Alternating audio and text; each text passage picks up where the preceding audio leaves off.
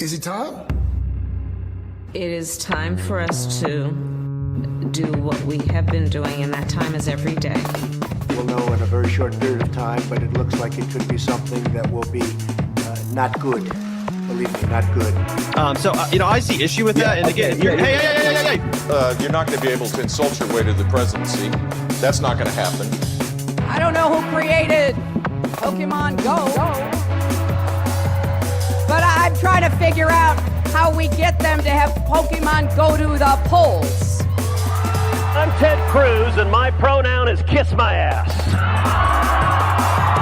So when you think about it, there is great significance to the passage of time in terms of what we need to do to lay these wires, what we need to do to create these jobs.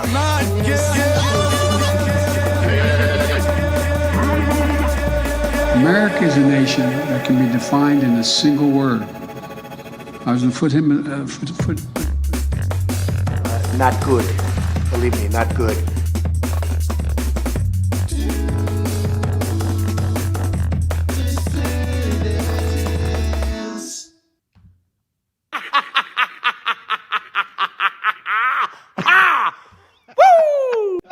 Woo! Let's get pumped. Hello, dissidents. Welcome, one and all. Welcome to a special Wednesday evening edition of the Do Dissidents podcast. My name is Keaton Weiss. Here, Russell Dobular. Getting pumped up for tonight. Figured I'd hit you with a little Mike Rapaport. Get everybody in the mood. Here, Jonathan Majors is probably out at the MCU. He's auditioning to be the next big Thanos-level threat in the Marvel Universe. I don't understand anything what you just said. But they do, Keaton. They do. They do.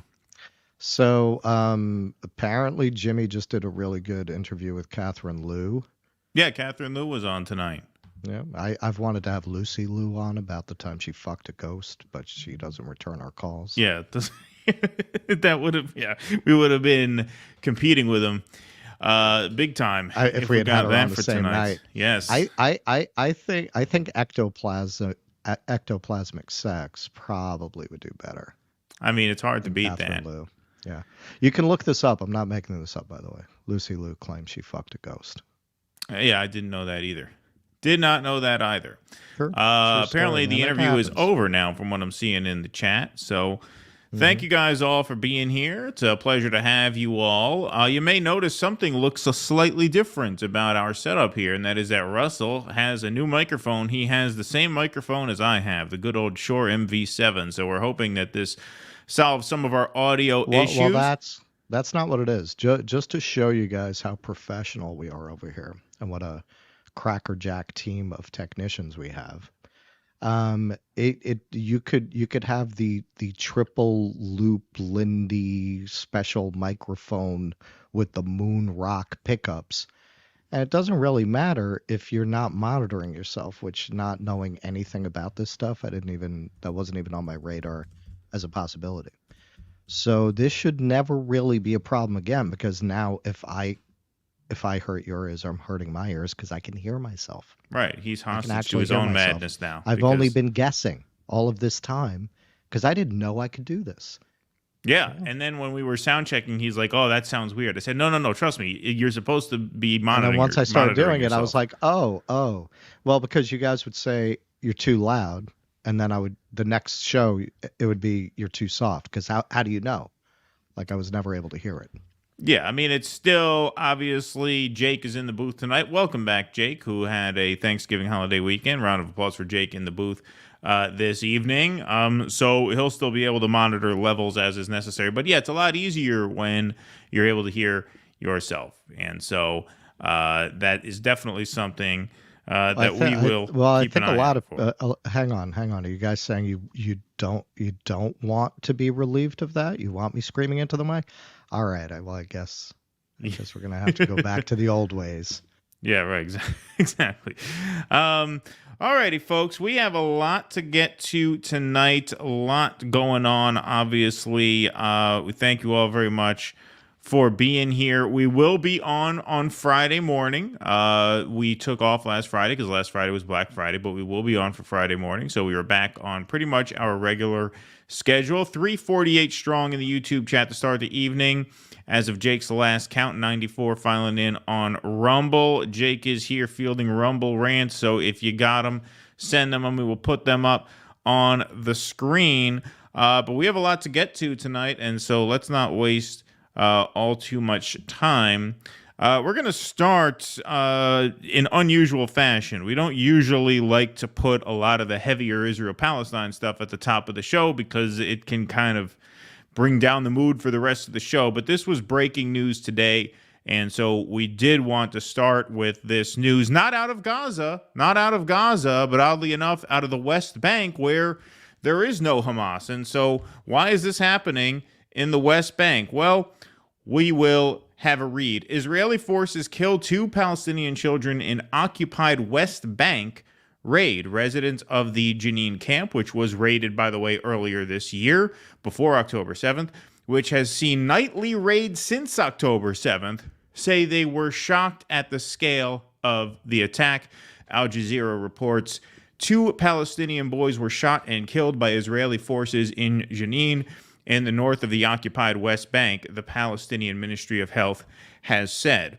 There is video, by the way, that confirms this. We are not allowed to show that kind of stuff on YouTube, nor would we want to, but it is out there for those who want to seek it out. It's obviously horrible to watch, but this is documented, so this is a proven event, obviously. As talks to extend the truce between Israel and Hamas continued on Wednesday before a looming deadline, the Israeli army raided the Jenin refugee camp, causing widespread destruction and killing 4 Palestinians, including 2 children. Adam Samar Al-Ghul, 8, was shot in the head, and Basil Suleiman Abu Al-Wafa, 15, died after he was shot in the chest. The Israeli army forced residents of the Adam neighborhood to leave their homes at gunpoint and destroyed streets in the neighborhood, Palestinian news agency Wafa reported, citing security and local sources. The army also bombed a house using a drone, the report said. In a joint statement to Israeli media, the border police, Israeli army, and Shin Bet security agencies said the army had killed 2 people reportedly involved in armed resistance, including a key leader. They were named as Mohammed Zubeidi and Hussam Hanoun. The statement acknowledged that 2 more people were killed in clashes in the area. An Israeli army spokesperson did not immediately respond to Al Jazeera's request for further comments. According to the statement, 17 Palestinians were arrested in the raid. CCTV footage, is what I talked about earlier, circulating online shows a boy falling on a street in the camp after being hit by a bullet. Another video appears to show the other boy being hit on the street and calling for help as more bullets are fired on the ground around him. The older boy can be seen struggling on the ground in apparent agony for at least half a minute. Last slide. Al Jazeera's Charles Stratford, reporting from Jenin, said people were shocked at the scale of Israel's raid on the refugee camp, which has been subject to several Israeli incursions since the war began. They're describing it as the largest raid since October 7th, Stratford said, referring to the start of the most recent Israel-Hamas war. We spoke to the owner of a house that was destroyed. He said it was about 5 a.m. this morning when Israeli soldiers surrounded the house. He then became aware of potentially at least 1 Palestinian fighter, possibly 2, hiding in his home. What subsequently happened is that Palestinian fighters were killed as the house was destroyed. The Palestinian Red Crescent Society said Israeli forces blocked its medics from reaching the camp, despite the presence of injured persons who need help and whose life is threatened. Sorry, I lied. One more. There's video of that as well. There is, indeed. Israeli army raids have taken place, is the most important thing, on a daily basis across the West Bank since the war began. According to the Palestinian Prisoners Society and the Prisoners Affairs Authority, Israeli forces arrested 35 Palestinians in the occupied West Bank within the past 24 hours, including a 12-year-old child. The total number of people arrested is more than 3,325, according to the PPS. At least 242 Palestinians, including more than 50 children, have been killed in the West Bank since October 7th, more than 2,750 have been injured. So look at those numbers. 3,325 taken into custody, 242 dead, 2,750 injured. Daily raids, not in Gaza, but in the West Bank, where Hamas is not a presence. So you look at a story like this, just an absolutely awful story. And again, ask all of your Israeli supporting friends what this is really about. What this is really about. Once again, no Hamas in the West Bank. So what is this about? 2,750 injuries in 7 weeks, where the supposed enemy is not an entity? Try and square that. Well, this is what Bassem Youssef said when he was on Piers Morgan. He said, okay, I condemn Hamas. So let me tell you about a place where there's no Hamas, the West Bank. And so why do they conduct these operations there? This was their 9/11, meaning just like Dick Cheney and Rumsfeld and all the rest of the ghouls that went back to the Nixon administration used 9/11 as an opportunity to push every expansion of executive power they had wanted since Watergate. This was an opportunity for Netanyahu and his party to do what they've always wanted to do: eliminate the Palestinians from the West Bank and from Gaza.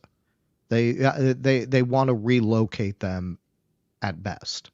They want to create conditions that are so impossible for human life that it forces the international community to take them as refugees, particularly Egypt and other surrounding Arab nations. That's what I think the play is. And it's just a continuation of what Israeli policy has been from the beginning, to make it unlivable for the people there. Why are they putting settlements there? There's no Hamas. What are these settlements going into the West Bank for? We almost did a segment, I guess we're going to do a Friday, with Adam Friedland. And it was interesting because he was talking about how it's a great segment. He was raised with all the Zionist beliefs and assumptions. And then I guess he did the birthright. I guess he was on the birthright. And when he saw the West Bank, he said, I realized this was the wrong side of history. Instantly, immediately, how they were being treated there.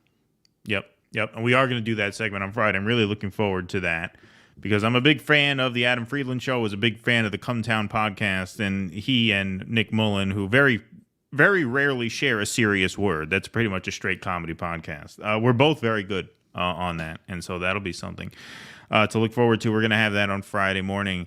But yeah, I mean, what you said about this being their 9/11, yeah, it is an excuse to take their fight to not just the quote-unquote enemy, but to anyone who harbors enemies, right? Anyone who harbors terrorists are not safe. You're either with us or you're with the terrorists. That's what George W. Bush said, meaning it doesn't matter if you are Al-Qaeda. If you are not with us, if you do not support the American Imperial Project post 9/11, we will consider you an enemy as if you were Al-Qaeda.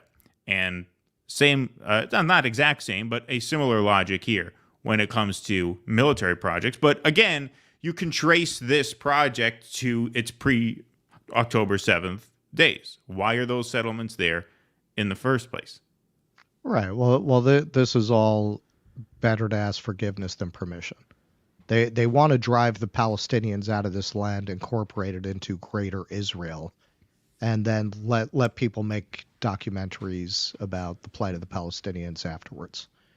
Yes. They want, and they explicitly state it because they're always saying, well, should all Americans leave land? So right there, you're admitting you understand that Israel is a settler colonial project. And they're very frustrated, apparently. They're very angry that they don't get to genocide the Indians and then make Dances with Wolves movie about it later after they're all gone. Right? They feel this is very unfair to them, that they don't get to have a genocide. Yeah, it's really frustrating that humanity has progressed a few centuries worth since you were able to get away with this stuff without anybody giving a shit. Not enough people give a shit. The people in power don't give a shit, so they're going to do it, but they're not going to do it with complete moral impunity that they want. Right. Yeah. All right. Why don't we go on to another? This is another tough one, folks. I'm sorry. We got to get these out of the way at the beginning because that Jenin raid broke today. As most of you know by now, 3 students of Palestinian descent were shot in Burlington, Vermont over the weekend, I believe that was. New details emerge in the shooting of these students as moms speak out. This was ABC News, who got some interviews with and the you notice, parents. not to step on the segment, but you notice you're not having all the hand-wringing in the media about this that you have about, a guy at a protest in LA having a heart attack. Right. Right. Microaggressions causing people to, yeah, exactly. Right. Yeah. Microaggressions on campus seems to be getting more press than this. Absolutely. Yes. As a former Boy Scout leader arrested in the Burlington, Vermont shooting of 3 college students of Palestinian descent pleaded not guilty Monday to attempted murder charges, the mothers of 2 of the victims spoke out in an emotional interview with ABC News. Elizabeth Price, the mother of Hisham Awartani, the most seriously injured of the 3 20-year-old college students, said her son, who attends Brown University in Rhode Island, has a bullet lodged in his spine and that doctors are unsure if he will be able to walk again. That was by far the most serious of the injuries, and he is in very serious condition, and obviously it is questionable whether or not he will regain full functionality, tragically. I'm shaking. I'm hollow inside. I'm aching to be with my son. He's lying immobilized in a bed, but he had very high spirits in the beginning. And I think now it's beginning to sink into him the extent of, the enormity of, the challenge that faces him, Price told ABC News. He may have to be in a wheelchair. I believe that he'll be able to walk, but his life has been taken from him as it is, and he's going to have to recreate this new life. Now, his fellow students at Brown University apparently attended a vigil for him on campus, and we are going to go to some video of that right now because the campus president spoke and the students weren't having it. We can't control what happens around the world and across the country. We're powerless to do everything we'd like to do. But there's so much that we are doing and continue to do.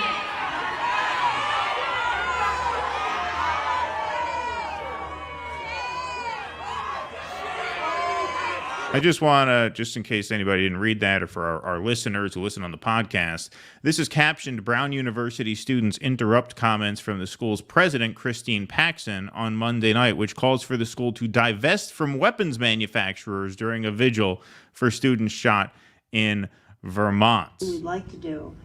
But there's so much that we are doing and continue to do.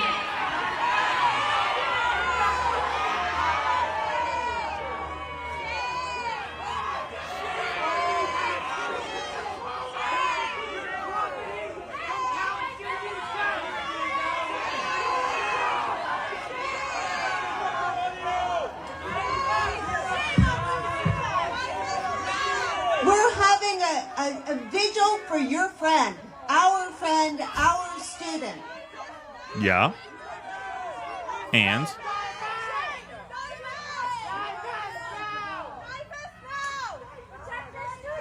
Let me tell you how I was going to end this, which was, I was going to say that at a faculty meeting last month, I said that every student, faculty, and staff member should be able to proudly don a keffiyeh on the Brown campus, or to cover their head with a hijab. And that Brown is a strong and loving community.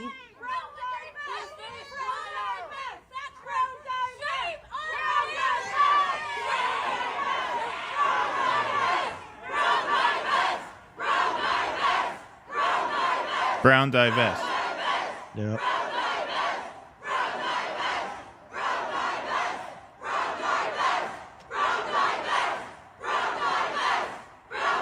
This is how you want to honor your friend? Yes. That is how, yes, you fake, you liar. You know, I got to tell you, the first segment. Said that the people are revolting. You said it. They stink on ice.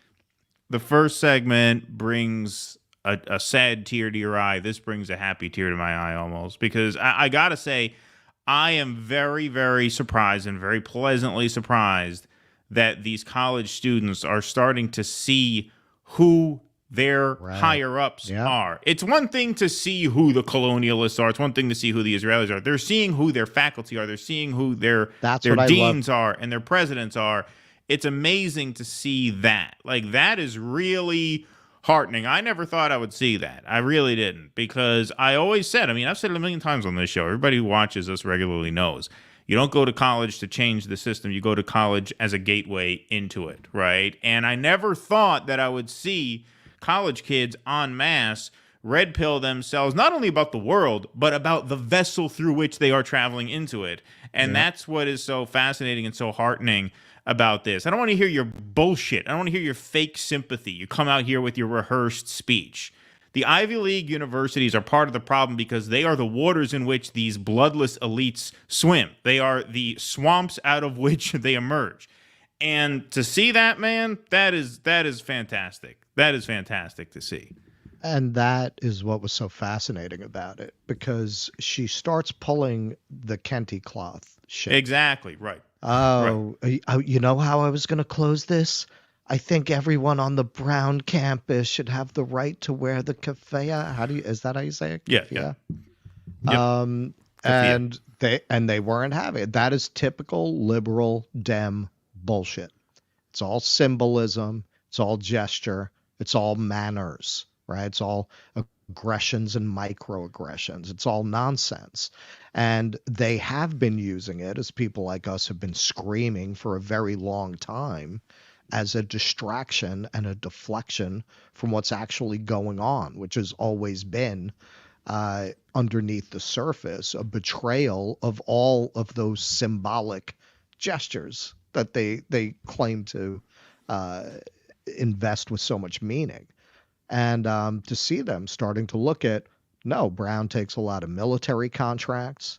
They get a lot of money from the Defense Department. We want you to divest from Israel. That's it. That's the shit, man. That's the shit. And you're right. It happens so fast because, you know, God knows on this show we have really interrogated a lot of these college kids because they've tended to just buy into it. Right. And to see them so quickly turn around and take these ideas much more seriously than just shallow kente cloth bearing assholes like their university president here ever expected or intended them to.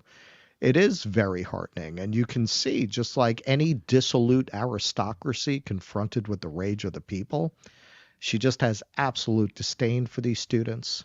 And especially what's really funny about libs is they see themselves so much as the virtuous good guys. Exactly. It's inconceivable to them that their shallow gestures are not sufficient, right? Well, then I'm just going to go, right? I mean, that was her attitude when she left.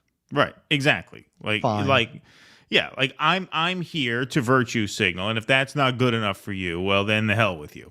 I'm sorry I ever opened my mouth. That was the Juliana Margulies thing. You know, I try to respect people's pronouns and stuff like that, and then they hang us out to dry, right, when the rubber hits the road, right? They won't support our genocide, even though we virtue signal to them, right? We express support.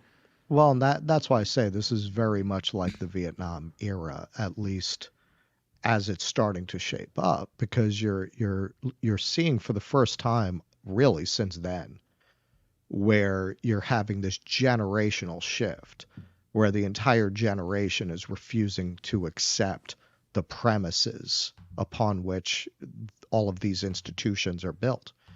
These institutions are all built on fake virtue on the outside and horrific crimes on the inside. You know, to look at it in a much more trivial thing, this is one of the reasons I like to get into it sometimes.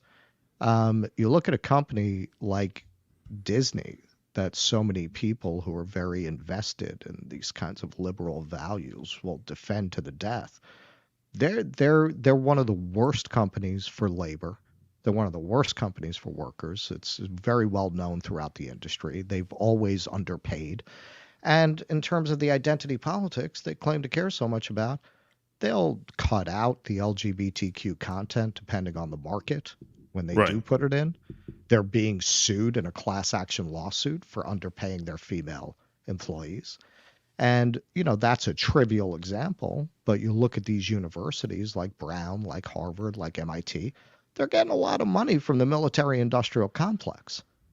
Even as they are pulling down statues and changing the names of buildings, they're deeply involved in bombing the shit out of non-white people all over the world. And it is very heartening to see these kids finally waking up to that reality. Yeah, well, that's the other thing. That's the thing that Nick Mullen says in that interview. We won't get too much into it because we don't want to step on the segment for Friday. But he speaks to being very sort of disillusioned with people who previously espoused virtues in terms of their good opinions, quote unquote, on atrocities that happened decades and centuries ago. Exactly. But now you see what happens when they have a chance to actually take action against an atrocity happening now. Where are they? Not only doing worse than nothing, they're on the other side, right? And when you do get an expression of sympathy, it's the Brown University, coming out saying, "Oh, I was just gonna say, we should all wear the keffiyehs in solidarity, but I guess you want us to actually do something meaningful. Fuck you, the hell with you." Well, I've said this before, and I made this point in my Frankenstein article.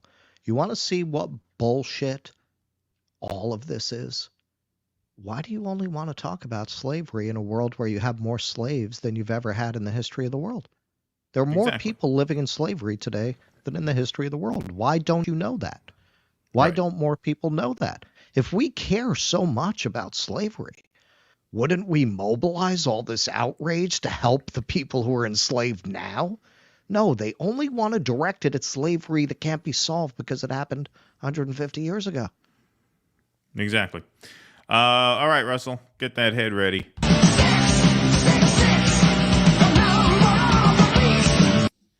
Beautiful. 7:34 here on YouTube, 227 over on Rumble. Hit that like button, everybody. And if you are here and you are not subscribed, hit that subscribe button.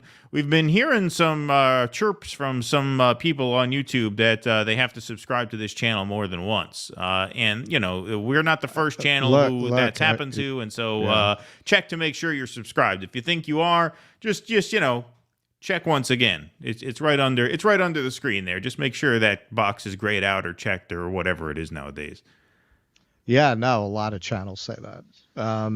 Even channels that just do culture war, even channels that just do like pop culture kind of stuff, say they have people getting unsubscribed from their channels all the time.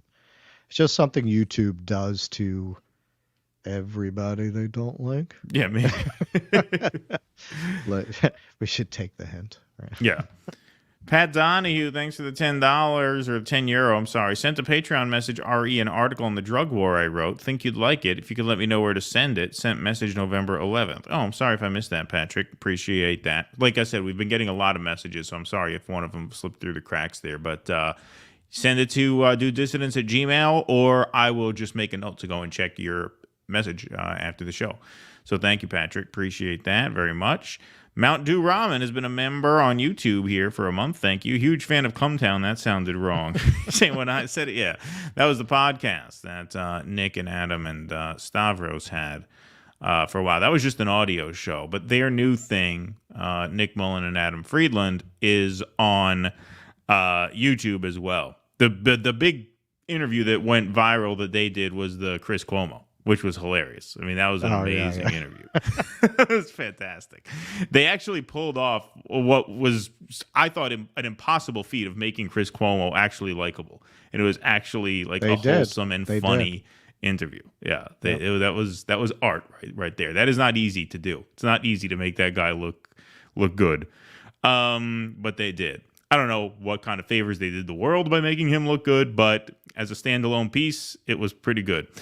Crab Eaters Real, thanks for the $2. You can't go back to words or violence when you're trying to hold back the collective shock and horror of genocide. Yep, good point. Yep. Good point, my friend. Thank you, Jake, for fielding those Rumble rants. We are taking Rumble rants and Super Chats, folks. Your help is much appreciated, so thank you very much for those donations. We will get to more as the show progresses, but right now, Russell is going to quarterback a segment on the new carbon capture technology, climate news coming at you this week. So go ahead, take it away. All right. So, now we did a segment a while back. Oxford Union did a debate, or one of the guys, I forget which one, from trigonometry. He had this monologue that I agreed with, partly informed by Michael Moore's Planet of the Humans, that what they're telling you with wind turbines and solar, that's not actually going to fix this. And he basically made the argument, you're not getting people in countries that are just industrializing, like India, like China, or even in advanced stages of industrialization, but not like the West that haven't gotten to achieve that level of material prosperity. You're not getting them to give up on energy production. They're just not going to do it. And he put it in a very clear and human way. He said, if you tell a parent that in order to give your child prosperity and health, you're going to have to keep pushing a button, and every time you do, it's going to release carbon dioxide, every parent is going to push that button. So you're not going to convince people to scale back on energy production in poor countries at a level that you would need to. So you're going to have to focus your energy on inventing your way out of it. Now, I agree with that. You might not like it. You might think it shouldn't require that, but I mean, if wishes were fishes, we'd all be casting nets. I just think that's the reality. Unless we come up with breakthrough technologies, we're not solving this. So that's why I found this interesting. This sounds like, it's going in the right direction. I've always thought carbon capture was the only way we would do it.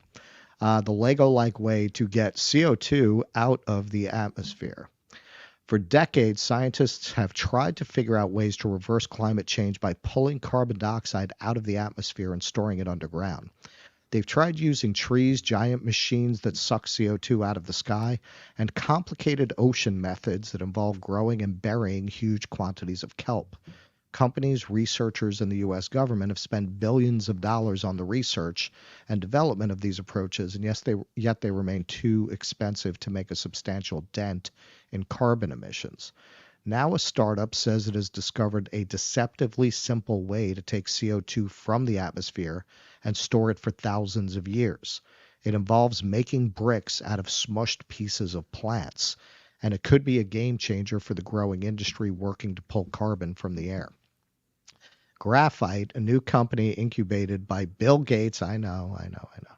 Bill Gates' investment group. I mean, if there's one thing we know about Bill Gates, it's that every product he's ever been involved with works exactly as advertised. Exactly as advertised every single time. Absolutely. And, with this, you get a free vaccine. Yeah, well, and it's not just, I mean, the vaccine is the obvious one. Yeah. That's the obvious one. But what about like Windows Vista? Everybody remember that one? That worked like a charm. yeah. Everybody remember Windows Me? Even Windows 98, right? Has anybody ever saved a file on their Windows operating system and had it just, unfindable because it was buried in the bowels of the hard drive in some random folder that you never knew existed? Yeah. Because that's never happened to me that I know of. I don't know of anybody who knows that. So the fact that Bill Gates' name is on this makes me very confident. If he can apply that to this technology, that'll be perfect. You take the carbon and you bury it somewhere, and people forget about it, and you can never find it again. Exactly. So maybe he's gonna maybe they'll call this company Vista.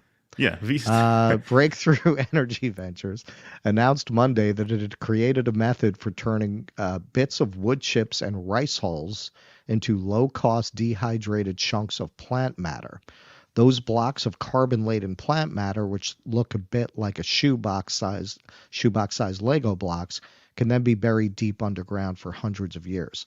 The approach, the company claims, could store CO2 for around $100 a ton, a number long considered a milestone for affordably removing carbon dioxide from the air.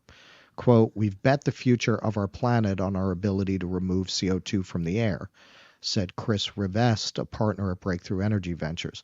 "Pretty much every IPCC scenario that has a livable planet involves us pulling like 5 to 10 gigatons of CO2 out of the air by mid to late century. 5 to 10 gigatons of CO2 a year is, what did I do?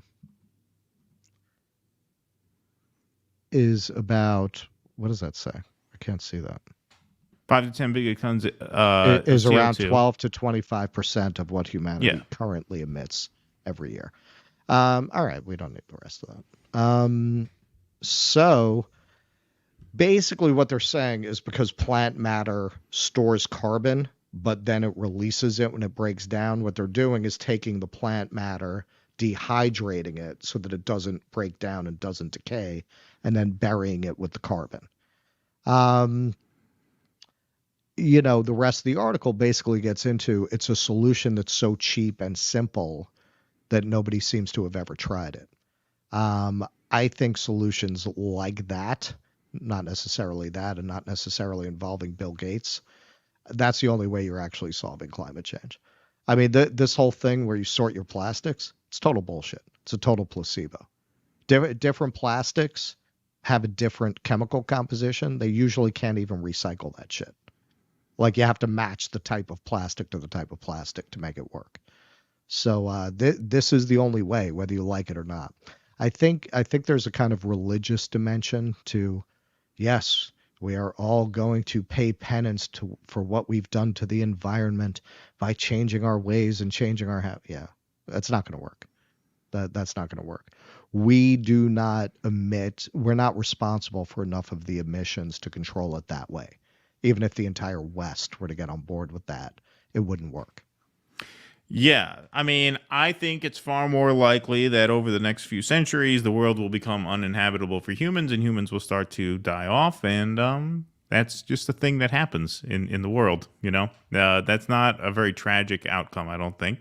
You know, species rise and fall all the time. No species lasts forever. The world will be here. We won't be here much longer, as George Carlin says. The planet is fine. It's the people who are fucked. But you're right in the sense that, and we were going to do a related story to this, which we might do, you know, in the coming days. There is a new study, and this is not the first study of its kind. There have been many that talk about how, like, the richest 1% of people on Earth are responsible for an insane percentage in terms of carbon footprint and things like that. Yeah, isn't it like 5 billion? Yeah. It's like they're responsible for like the carbon output of 5 billion people. 5 billion people. Indeed. And yet they will put people through these ridiculous tasks, these ridiculous chores, just like masturbatory exercises to make them feel like they're making a difference. Oh, we're going to switch from styrofoam coffee cups to paper cups and plastic bags to reusable bags. And it's not that those things don't help. It's not that a reusable bag is not intrinsically better for the environment than a plastic bag. It's a question of, is that going to be enough to make a difference when you have, as Russell said, the top 1% of income and wealth earners in the world consume as much carbon to make up for the lower 5 billion? Like, the math just doesn't work. You know, my wife is a lactation consultant, as many of you know, and we were talking about this last night, and she says, you know, usually what they would do, what they used to do, those boobs release a lot of carbon.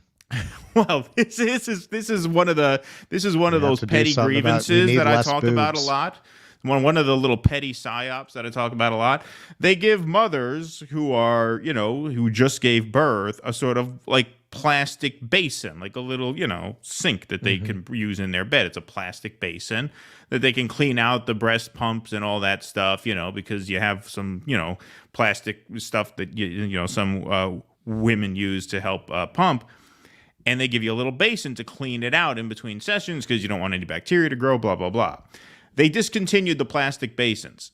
Now they're using eco-friendly cardboard basins, which are impossible to work with because the water and soap just soaks through the cardboard and it falls apart, and it's horrible. It's impossible to work with. Yeah, it doesn't make any sense. So it doesn't even end up offsetting carbon because they just have to line the cardboard basins with plastic bags.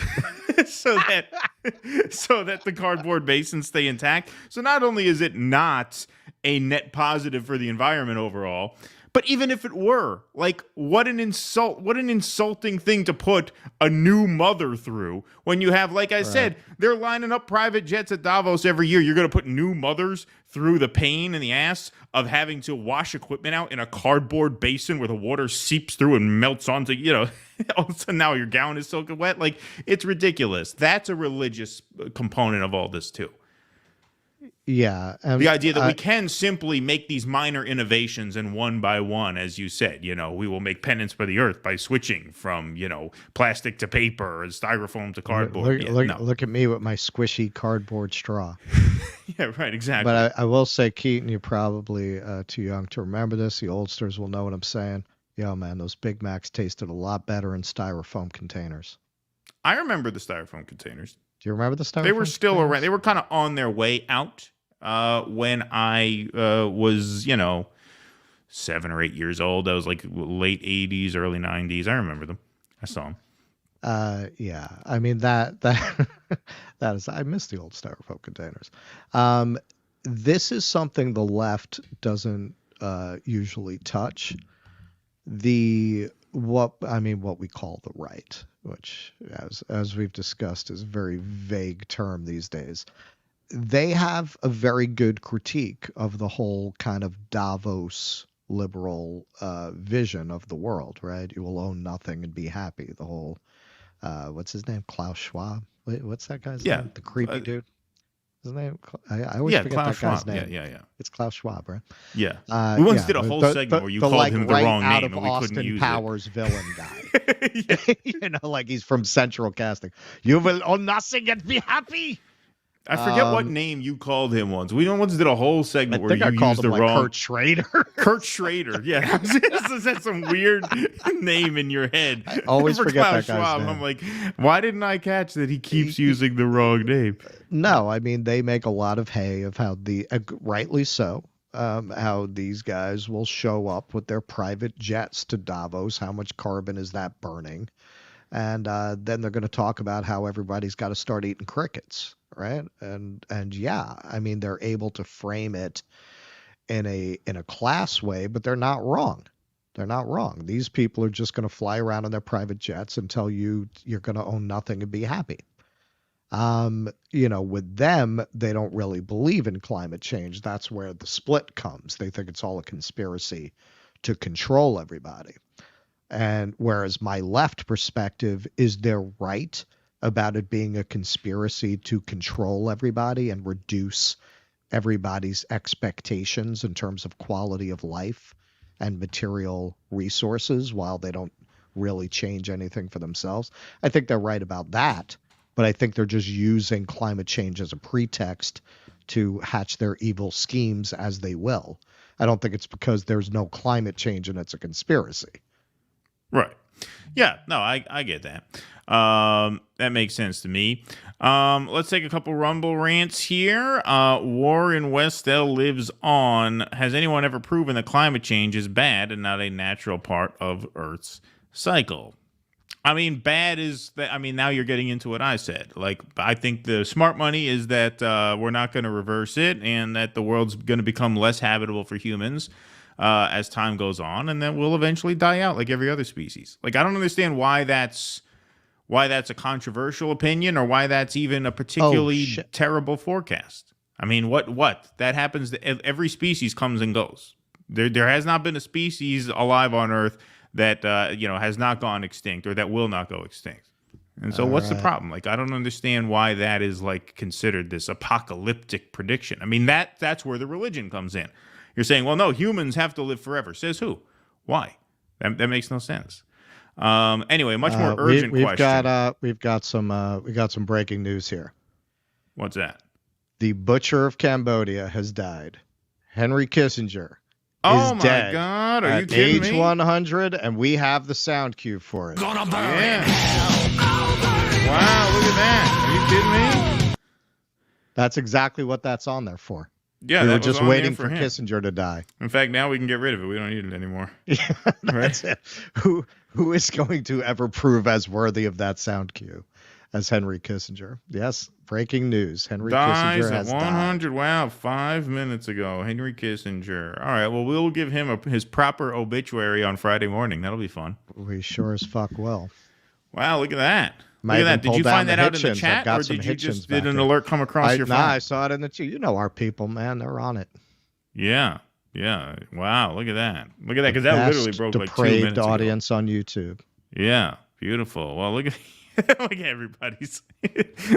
A lot of celebration in the chat. A lot of celebration in the chat, indeed. You Wow. think Hillary's going to do the eulogy? Yeah, that'll be fun. That'll be fun. Well, yeah, so we got some stuff to talk about on Friday for sure. For sure. We will give him a proper send-off. No doubt about that. Warren Westell lives on. Had a very important question here. Please delineate with specificity what one has to do to live call you. Avoid abstracts like premium member, please. You got it, sir. In fact, that brings us to the next portion of the program. Jake, hit it, and we will explain to our Rumble friend how he can call Can I express it in a haiku? What's that? Interpretive dance. Yeah. How you call in. Patreon.com/do dissidents. You go there and you become, yes, a paid member. So that's the exact website. Go to patreon.com/do dissidents. For as little as $5 a month, you can support the show, get your name up in lights in the show credits. You also do get call-in access to our Sunday post-show Rumble Q&As, and you get access to 2 paid member exclusive live streams per month. We've done both of November's. We will do 2 in December, obviously. So go to patreon.com/do dissidents to sign up. You can also go to dodissidents.substack.com and become a paid member there, or go to our locals. If you're watching on Rumble right now, just click that join button under the screen. So our Rumble ranter there, this is the easiest way for you right now, is just hit that join button. That takes you to locals for $5 a month. You get all the same perks that you get on Substack and Patreon. Perks are the same. And if we hit our goal, or when we hit our goal, not if, we will hit it, of 500 paid members, we are going to be adding a 4th weekly live stream to the calendar. We are almost there, folks. We are in the mid 460s right now, so we are less than 40 new members away from being able to afford that 4th weekly live stream. That is exciting. We are looking forward to being able to do that. So know that when you sign up now, you're getting us one step closer to being able to add a 4th show. So patreon.com/do dissidents. That's the main one. That's the most common. But like I said, the perks are the same across the board. Patreon, Substack, and locals. And we are almost at 500 paid members. When we announced this drive, we were at 300. So we have come a long way since then, and we're looking forward to that. And so we thank you to everyone who has signed up. We hope the perks are worthwhile, and it also comes with the good karma of supporting independent media and making this project censor-proof and sustainable in the long term. So I hope that answered your question, sir. I hope you can sign up. We would love to hear from you as at the Q&As and on the Patreon streams. But yes, the call-in perk is a benefit of paid membership. You know, Russell mentioned, is Hillary going to eulogize Henry Kissinger? We kind of run the call-in show like the Hillary Clinton State Department. It is very much pay to play. And so when you plunk down $5 a month, you get, we give you get a meeting. To human you get a rights meeting abusers. with us. Yeah, right. We'll give you a meeting, as they say. Axel Strife, member for 6 months. Thank you, Axel. Says the children are seeing how the bill of goods their parents were sold aren't worth the paper it was written on. My 14-year-old is catching on. Yeah, there you go. Yep. That's exactly right. Exactly right, my friend. Justin Watson says carbon capture is a scam. Thanks for the $5. The net energy expanded to remove the carbon makes it not worth it. Watch Less Sucks by Peter Coffin.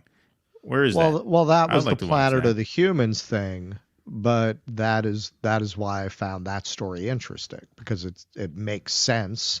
I'm not a science guy, but it seems to all add up. The plants capture carbon, then don't let them decay and release it and bury it. Simple. There you go. Yeah, my dad's friend, there's the conspiracy that the Jews control the weather. My dad's friend was an Irishman, but he didn't think that was that crazy that you could control the weather. He says, I don't understand. If it's going to rain, why don't we just have giant propellers go into the sky and just move the clouds somewhere else if we don't want it to rain in a certain area? I don't think that's exactly what they're talking about here with the carbon capture. I don't. It might be a little more feasible than that. I don't think so. Yeah, it's like the line in the original Bedazzled with Peter Cook and Dudley Moore. They've called a lot of geniuses nutters. Yeah, they said it about a lot of nutters too. Yeah, that's right. Exactly. Yeah, I like that. Yeah, Mac Truck over on Rumble. Thanks for the $15. Kissinger is dead. Die, motherfucker, die. Dope. Beautiful. Yeah. What a day. What a day. Wow. That was probably the most significant piece of news we've ever broken, like for real, like in the middle of a show to have that just kind of come up. Yeah. Wow. We owe it to our audience, man. That's how I saw it. That's true. I saw people talking about Kissinger, and I was like, well, I mean, they always talk about Kissinger, but then I was like, oh. Something must have happened. There's a reason they're talking about Kissinger. Yeah. He fucking died. Yeah, something must have happened.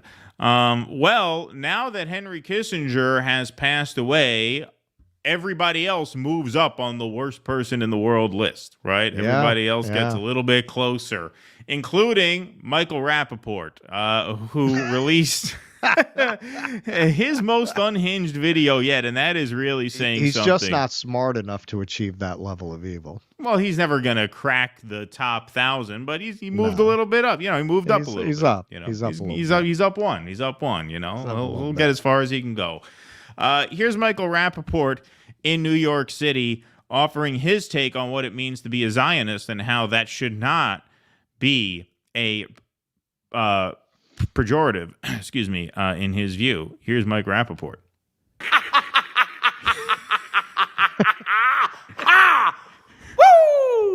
That's a great way to start a video defending Israel in times like these. You're going to make a pro-Israeli video at a time, and you're going to release it. I mean, I don't think this was probably yesterday or the day before, but as these massacres are going on, obviously we had the Jenin raid this morning in the West Bank, kill 2 young boys, and here's how he starts out the video. It's a great look. Oh, man, you think calling me a Zionist is an insult? You think that's something that people get offended by? You think that that hurts our feelings? Being a Zionist simply means that you believe in the right for Israel to exist. You don't have to be Jewish to be a Zionist. You don't even have to agree with the governmental... The evangelicals definitely would agree with that point. How do you feel about the fact that most of the Zionists in America are Christians? Are Christians? Yeah. What do you think they want you there for? You think they want you there for? Exactly. They need you there so that Jesus can come back and finish his opera. Right. You're bait, basically. Fill in the final act, and then you all go to hell unless you convert. Right. Unless That's what I mean. Finally They're bait. Accept Jesus. Yeah. Exactly. You're Jesus bait. Jesus bait. Yeah, exactly. Jesus bait, Michael Rapaport. We'll get into some other stuff about this too when we let this play. Policies of Israel to be a Zionist. You could be Christian to be a Zionist. You could be a Muslim and be a Zionist. This is not an insult. I don't know that I've ever You seen call that. me. Yeah, I mean, theoretically, you could be, but I don't know of many. It's possible. I guess anything's possible. Exactly. A Zionist, I go, and bitch, that does not hurt my feelings. Being a Zionist simply means that we believe in the right for Israel to exist. And if you don't believe in the right for Israel to exist, you're a sick fuck. You're a sick fuck, you dumb, uneducated, newfound, rape-supporting, kidnap-supporting, murderous, terrorist-supporting motherfuckers. This is not an insult. It's like a term of endearment. Zionists are proud to be Zionist, dingbat. Yeah, well, in your case, that certainly seems to be the case. This is another thing if they're so proud of it, why are they trying to pressure the federal government to define anyone who accuses people of being Zionist as being anti-Semitic. Right. Anti-Zionism means if you're so fucking proud, why is that a problem? Why do you want to crack down on the speech rights of people who call you a Zionist? Right. That suggests a bit of a guilty conscience. Obviously, look, I mean, this guy takes this to such a comically absurd level as, if you're anti-Zionist means you support rape and terror, I mean, just like absolutely insane. But on the question of Zionism itself, and, perhaps this is a bit too highbrow for Mike Rapaport. Maybe this is inappropriate to respond to him in this way, since I doubt he'd be capable of understanding this. But Zionism as a theory, right, is the feeling that the Jews, in the modern context anyway, need a state. Now, that state is already established, Israel. So, yes, right now, if you're a Zionist, it means you believe that Israel has to be there to prevent the next Holocaust, basically. That's what they feel. They feel like the Jews, because Jews, we are historically a kind of a nomadic people, right? We find ourselves in minority groups among areas where we settle, and we become sort of persecuted for that minority status. And so the idea behind Zionism is, in order to prevent that from happening, we need a state to call our own, right? We need land to lay our stake in and claim for ourselves and organize politically and economically and militarily as a Jewish state. Now, of course, the problem with that is where you're going to go. Right, because the Jews are a nomadic people. That we're not particularly concentrated in any one place, and so wherever we went meant we were going to have to kick whoever was there out, right? Mm-hmm. And who did we end up kicking out? We ended up kicking out brown people who were not culpable in any way, shape, or form for the most traumatic event in the history of the Jewish people, obviously, which was the Holocaust in Germany. Germany was split into 4 parts after World War II. So if we did need a state, and this is why I call myself not just anti-Israel, I'm anti-Zionist. I don't buy that we need a Jewish state because of everything that comes with that. Because in order to create a Jewish state, we're going to have to mistreat the people who were on the land that we then take to create a state out of. So I don't buy the theory. That's why I call myself an anti-Zionist. How are you defining it? How are you defining Judaism? How do you have such a thing that's not either a theocracy or an ethnocracy? Like, how do you even? Well, that's why that's what I mean. That's why I say I'm not a Zionist, right? But if I were, hey, Germany was split after World War II. They're the ones who did the crime. So if somebody's going to have to pay for it, why not them? The idea that this is anything but blatant racism to say that a bunch of Middle Easterners have to pay for the crimes of Nazi Germany, that's what Zionism in its modern context means, because now you're defending the Israeli project. Well, that's why they projected all the qualities of the Nazis onto the Muslim world, even though the history is very different. Right, and now they're taking it a step further. You got idiots like Douglas Murray going out saying, actually, the Palestinians are worse than the Nazis. Which is absolutely absurd. You're seeing a lot of the Jews and the rabbis who have history in the region talking about how the Muslims and the Jews used to babysit each other's kids. They used to live peacefully in that region. Oh, lo and behold, once a bunch of people identifying as Jewish drove 750,000 people off their land, they decided that they hate Jews. Huh. Right. How did that happen exactly? So you created the anti-Semitism that you need to justify your nationalist project. By all accounts, it was not really there from the beginning. I mean, I'm sure in certain quarters, I'm sure certain people.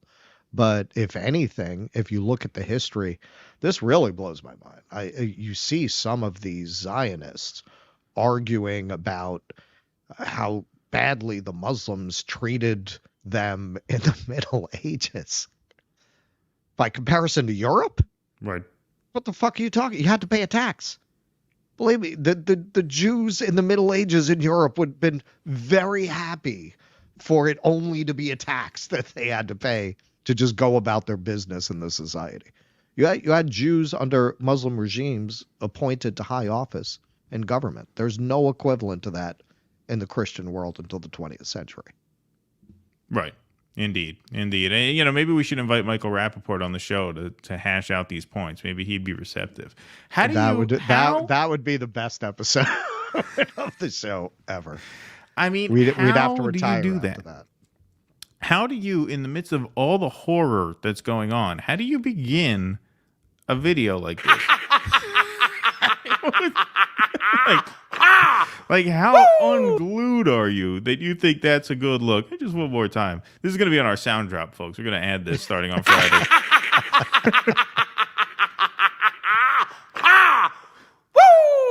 In fact, that might even replace our Jeb Bush please clap at the end of every clip. What if we ended every clip like that? I mean, this guy, it's a good example. He's not even a good actor. He's a personality. Once in a while, you'll see this. Somebody who, like, they're such a type that the casting directors will call them in whenever they need that type. Right. That's the career he's had. He's this, like, dumb, goofy guy when they need a guy who really is this particularly, like, New York version of that kind of, like, dumb goof. Right. They call him Michael Rapaport. But he really is that guy. And very often they are. When you have somebody who's so much that type, very often a lot of the guys on The Sopranos are pretty much like that. Right? They can't do anything other than that. The guy who played Paulie Walnuts, that was all he could do. Yeah. He was a real mobster. He was actually he was a real mobster. That's what I'm saying. Yeah. And they were able to just grab that type. Like, you don't necessarily need to be a real actor. Right? If you're a real personality and you know how to be that on camera. So basically, you got a dumb as a box of rocks motherfucker who built a career playing a dumb as a box of rocks motherfucker. Right. Yeah, exactly. Offering political opinions that are just absolutely asinine. Yeah. Like that, this is what I always say about actors, man. I am definitely of the school, shut up and act, because I've been around too many. These are the last people you should be taking geopolitical perspectives from. Trust me. All right. Yassine Miller, thanks for the $3. Appreciate that. Super sticker. Wonderful. Dan Richmond, thanks for the $5. Russell, I'm offended you would do the same headbang for friggin' Twisted Sister as you do for Maiden. It's a Shonda. Literal violence. That's true. I imagine that would be a Shonda. That's what I do. That's going to be our sign off now, actually. Oh, that's funny. Biding, thanks for the 99 cents, my friend. Appreciate that very much. Thank you. B, thanks for the $4.99. Wednesdays are great, as is, because Due Dissonance is on, but Kissinger biting the big one is the icing on the cake and the cherry on top. Thanks for a great show. Thank you. Thank you. We actually want to thank Henry Kissinger for hanging on as long as he did, because if he had died at like 3 o'clock this afternoon, we'd have had to put together a segment on it. You know what I mean? Like, the fact that he died mid-show is convenient because we're able to break it, but like now we don't have to scramble to put together something. At least that's probably the nicest thing he's ever done in his life is die during our show. He died at our convenience. At our convenience. He died at a time that's convenient for us. Exactly. We're gonna do a little Kissinger montage with My Way. And now the end is near. It's gonna be very teary-eyed. What was the AI art goof segment that we did? Was that Kissinger's gallery? It was Kissinger and Nixon in the Oval Office in the style of Peter Max. Right, but what was the bit? Was the bit Kissinger? Yeah, it was Kissinger's paintings. That's what it was. Right. Yes. Yeah. Yes. The bit we were doing was this is Kissinger, a man and his memories, his art. All right. Maybe that's going to be our project for Friday morning. Maybe we'll have to clip that and replay it as part of the stream, as part of our tribute. Because a lot of people who watch the show now have never seen it before, since our audience has grown quite a bit. So maybe we'll do that. Yes, Arthur Handy, thanks for the $5. Breaking, Henry Kissinger died. Thank you, Arthur. Appreciate that very much. All righty. We got another Rumble rant here from War in West L lives on. Kissinger's death is a game changer. Brendan O'Connell exposed that Mr. K was the man behind the curtain in the Trump White House. Jared Kushner was merely the beard. What are you referring to? I've never read that or seen that. I would like to do some research into that. That could be good for Friday. But thank you very much for that. All right, why don't we move on? Okay, so this is the big segment of the night. Now, folks, we're going to have to do this segment Casino style. So if you remember at the beginning of the movie Casino, Robert De Niro gets in the car, he turns the key, and the car blows up. And then you kind of go back in time to the beginning of that story and see sort of how events unfolded, how that ended up happening. We're going to have to do that this segment that way, because this was something where Elon did not do us the courtesy that Kissinger did. He actually, this clip dropped just about an hour before we went live. But here is Elon Musk after returning from Israel, speaking to Aaron Ross Sorkin on CNBC when asked, hey, what are you going to do about the advertisers who are fleeing? And was this trip to Israel not just an apology tour to try and get them back? I know that there's a public perception that, and you're clarifying this now, but there's a public perception that that was part of a apology tour, if you will. That this had been said online. There was all of the criticism. There was advertisers leaving. We talked to Bob Iger today. I hope they stop. You hope? Don't advertise. You don't want them to advertise? No. What do you mean? If somebody's going to try to blackmail me with advertising, blackmail me with money, go fuck yourself. But go fuck yourself. The interviewer Is that has clear? no idea how to handle this. All right. Now we will get to the remainder of that scene in just a few minutes. But now we're going to go back to the beginning of this little mini episode. Here's Elon Musk just a few days ago, groveling to Benjamin Netanyahu. Look at that. Taking a tour of Israel. What's that? He's davening for him. Yeah, davening. Here he is getting a tour of Israel. I was losing a lot of money, and so I thought I would come here for the cameras and pay my respects to the Hitler of our time. I would just come here and kiss your ass in the hopes that maybe some of the advertisers would start giving me some money again. Seemed like the right thing to do. Things are not very good at Tesla right now. I can no longer finance my eccentricities. I mean, how debasing. And this is why, like, I've always thought this way about Elon. And, yeah, there's nothing meaningful to play here. We just do the video. Or to hear, I should say. I always said about Elon, he does not strike me as a man of principle. He strikes me as very impulsive, very ego-driven, someone who kind of believes the last person who had his ear. A lot of tech people are like that. A lot of very rich people are like that. They are high-risk people. They make quick decisions without thinking them through. That's the Mark Zuckerberg ethos at Facebook. Move fast, break things. That's how these guys get where they are. And for every guy who gets where Elon gets, there's, 1,000 high-risk schmucks who end up in their parents' basement their whole lives because nothing ever works out. Like, I don't see a whole lot of distance between them. Whose parents don't own an emerald mine. Exactly, yeah. Whose parents don't own an emerald mine. Exactly. But this guy gets called out for responding to, in an approving way, an anti-Semitic tweet, which, if you notice, none of the YouTubers who've covered this have really shown that tweet, because I guess they're a little afraid to. You're like, well, if Disney will pull the plug on Elon for it, maybe we'll get canceled for showing it. So whatever the fuck it was, one of the more, conspiratorial tweets, I would imagine, you have spoken the truth. Advertisers pull out. Look at the lengths he goes to try and get them back. There's a tour with Bibi. Here is a Spaces chat with Benjamin Netanyahu. This we will hear. The one thing you cannot do is give immunity to the terrorists because they're hiding among civilians. Because if you give them immunity, everybody says they shouldn't be doing this. But effectively, nobody's willing to take the action to make sure that this is not an effective tactic. Because if it is, it'll repeat itself again and again and again. By the way, Hamas says, we're going to do it again and again. But it's not only against Israel that they'll do it. This will spread very quickly throughout the Middle East, imperil the entire region. From there, they'll go to Europe, and from there, they'll also go elsewhere to America, whom they call the Great Satan. We're just the little Satan. Yes, America's the Great Satan. America is the Great Satan. And this is an Iranian axis.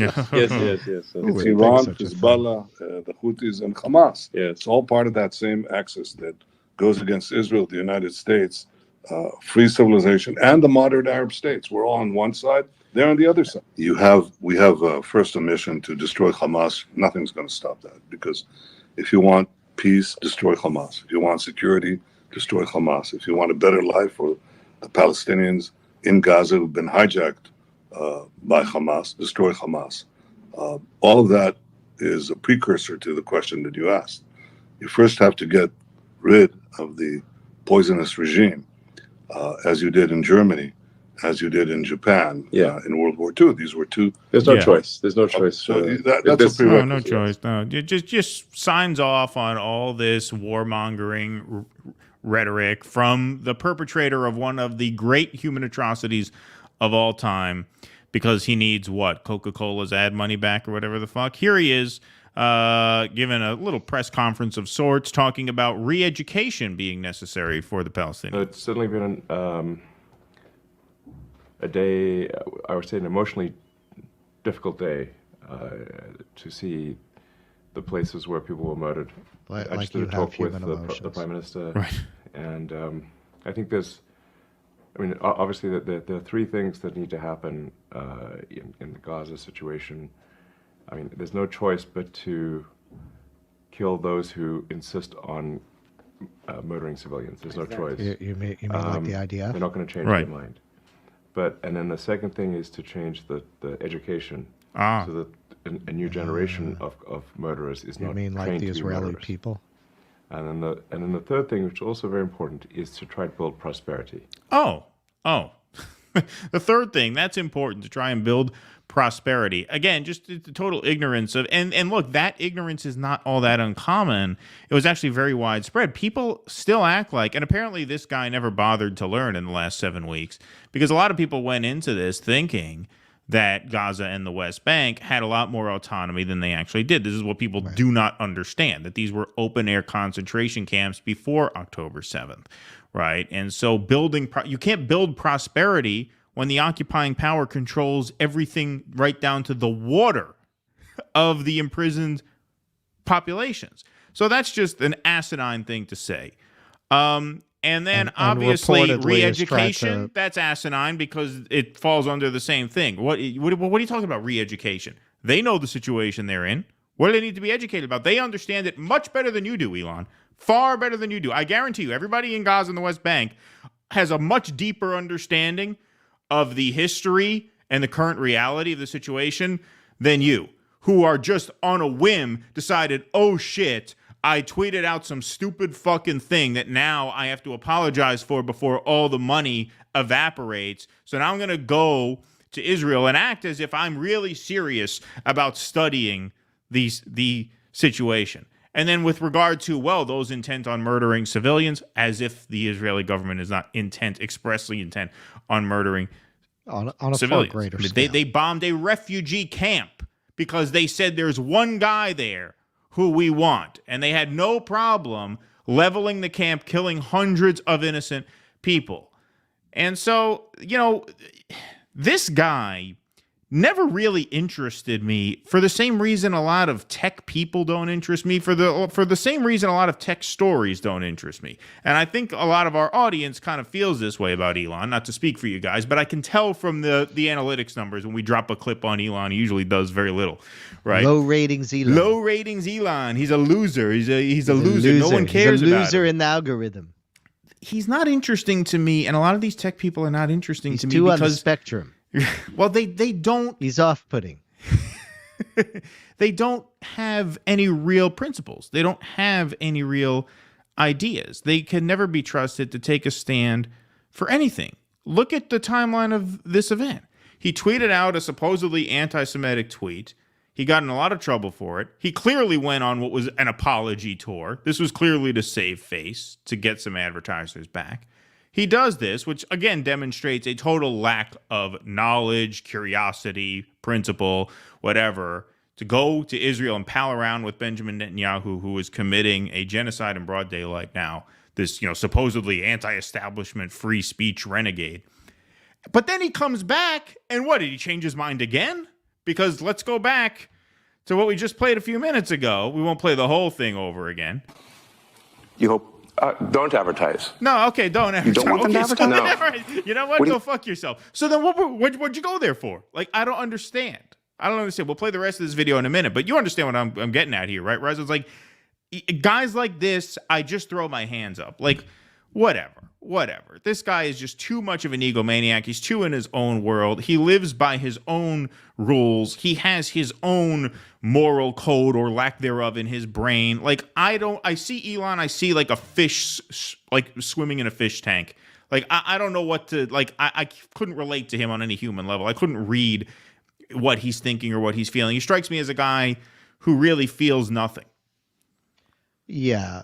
So if you're familiar with Elon Musk's earning calls, this is very consistent. He has a long history of just saying shit on earning calls. Like, yeah, I think the stock is really overvalued.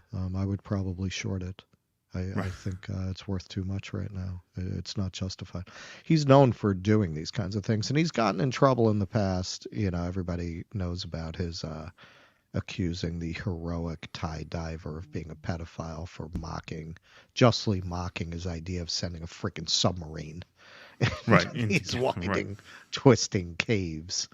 As a just clear act of self-promotion. But more seriously, he at one point said that he was thinking about taking Tesla private, and he was talking to somebody and they looked into it and it was bullshit. That was a really big deal. I think he had to step down as CEO for that. I can't remember exactly what it was. It was a big case with the SEC because you can't mislead your investors like that. You can't say something like that if it's not really happening. I think Elon, because of Tesla constantly beating all the skeptics quarter after quarter, like people have lost very infamously, billions of dollars have been lost by short sellers, assuming that Tesla was going to collapse. So he's used to being able to get away with this behavior, and he's been successful enough to not face consequences. I think he's in his Greek tragedy moment here. I think he's in his pride goeth before a fall moment, where you're seeing the pride that is going to precede his fall, because he's pissing off too many of the people that he needs. Tesla has become toxic with exactly the people who buy Teslas. Libs. Libs aren't going to buy Teslas anymore, so who's going to buy them? He's going to have to he's going to have to assume he can sell them overseas. But, and this is something that doesn't have to do with his eccentricity, the market has caught up. They caught up. And I always thought that once the big auto manufacturers like GM, like Ford, that have over 100 years experience making and scaling up car production, decided to go all in on electric, there'd be no obvious reason for anybody to buy a Tesla. I always thought they'd probably end up making better cars than Tesla pretty quickly. So we're getting there. Tesla's last quarter, they underperformed. And a lot of his money comes from government contracts. Is he going to keep getting these government contracts when he's made himself public enemy number one? And don't get me wrong, this is not a moral tale. Bill Gates belongs in prison. He belongs in prison. A lot of people who are walking around free that the establishment is perfectly happy with, whose moral crimes are far greater than Elon Musk's crimes, which are mostly egotistical eccentricities. The establishment is fine with those people, but Elon kicked out the fence, and that's really what it's about for them. We know they don't care about billionaires being scumbags. They just have to be their scumbags. SpaceX. It's very dependent on government contracts. Is he going to keep getting those government contracts with the kind of profile he's cultivating? As far as Twitter itself goes, Twitter was never a profitable company. The only reason it hasn't completely collapsed, given how much advertising he's lost, is that one thing he was proven right about, I think. He fired 75% of the workforce, and you had all these people saying, oh, Twitter's just gonna conk out. You can't function without all these people. Well, it turns out he was right. 75% of those jobs apparently were make work jobs for PMCs. But nonetheless, It was never a profitable company. He hasn't been able to figure out a way for it to make money. And in my opinion, the Tesla money is about to dry up.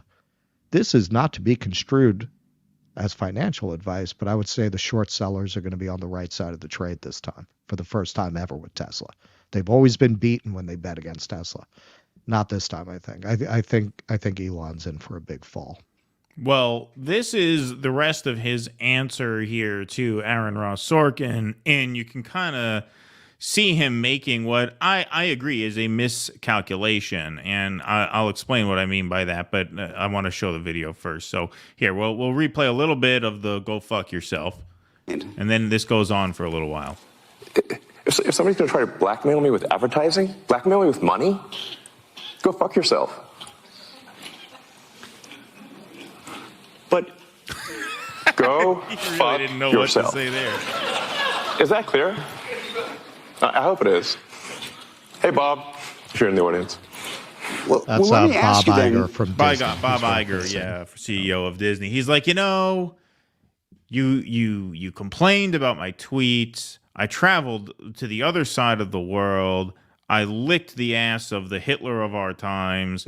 I debased myself to no end, and I come back and you're still giving me a problem about this. I think that's part of why he is indignant and angry. He feels like, yeah, I did do my apology tour. What the fuck else you want? I went to Israel and met with the guy committing the genocide that you guys insist is not a genocide and said, yeah, you're right. Right? I completely sold out every principle I theoretically may have had if I were born a human being. And you're still giving me a hard time. That's why I think he's upset now. That's how I feel. Don't advertise.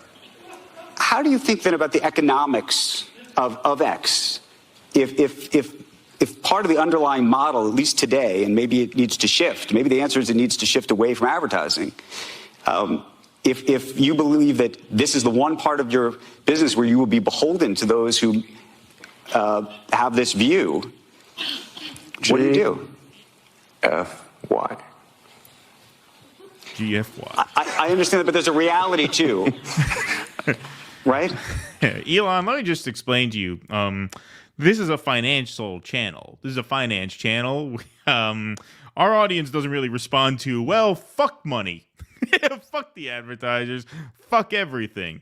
Well, but there's what I'm saying. He's used to getting away with this. Right. Like this is a typical Elon Musk earning calls move. But there's another You know what? way. I'm going to shake up all the financial press. I'm going to shake up all the financial analysts. I'm going to make headlines. Look, this always worked for him because basically that whole Wall Street bets thing, before the pandemic, before you had Wall Street bets, there was an embryonic form of the cult stock, and Tesla was the ultimate cult stock, and he was the ultimate cult CEO. And that kept the Tesla stock high even when all the analysts were against it. Because all those kind of people, like these younger investors who saw themselves as kind of like collectivist, activist investors propping up Tesla, they poured money into it. They kept rescuing the stock every time it started to take a hit. It conditioned him to get a positive response to this kind of behavior because those people always liked it. Well, he makes an even broader appeal here, which I think is misguided. But here, we'll let this play out. Yes. No. I mean, Linda Yaccarino's right here, and she's got to sell advertising. Absolutely. So, totally. No. Actually, what this advertising boycott is going to do, it's going to kill the company. It's going to kill the company, you just said. And do you think that and the whole world will know that those advertisers killed the company, and we will document it in great detail. But those advertisers, I imagine, are going to say, we didn't kill the company. Oh yeah. They're going to say, tell it to Earth. But they're going to say, Elon, that you killed the company because you said these things, and that they were inappropriate things, and that they didn't feel comfortable on the platform. Right? That's what they're going to say. And let's see how Earth responds to that. Earth is going to shrug their shoulders. Like, exactly. This is the thing he doesn't understand because he's such an egomaniac.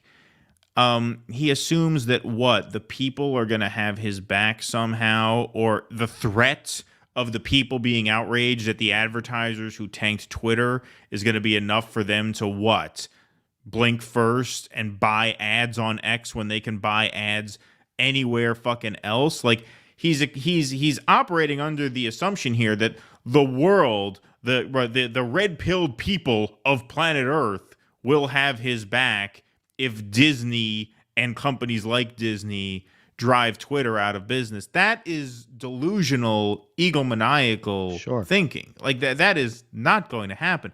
Most of the world is not on Twitter. Twitter has always been kind of an outlier in the social media world. Like it's very popular in certain spaces, like our spaces. That's why we are on it, right? But it's not like Facebook with 2 billion users, right? Or TikTok. Like, that's why it was never the world profitable. is not going to miss Twitter. Most of the world is not going to miss it. Not nearly enough to cause any real backlash against the companies who are boycotting it now because they think you're an asshole. And here's the thing.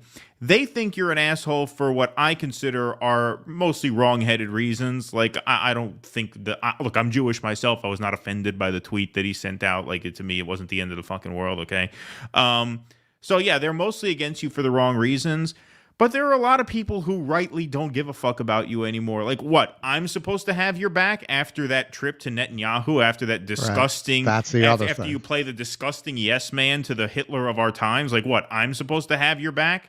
Who is left to actually have your back? You're clearly not a man of principle. The only people who have your back are the people who are canceled everywhere else. You know what I mean? The people for whom, like, Twitter is their last venue where they can actually get their message out because they've been kicked off everywhere else. And I'm not rendering a judgment. There are certain people, you know, who, in that camp who I like, certain people who I don't. I'm not rendering a judgment on that right now. I'm saying the people who have your back are the people who wake up every day with no choice but to hope Elon's in a good mood today and hope he's on the right side of history today. Those are the only people who really are invested in your platform. And that's a very small minority, certainly not enough to scare Disney into buying advertisements on Twitter. Like, this is absolute Disney has insanity. its own problems. It's insanity. It's egomaniacal fucking and suicidal insanity because he is going to talk his way into a collapse. And that seems to be what he did there.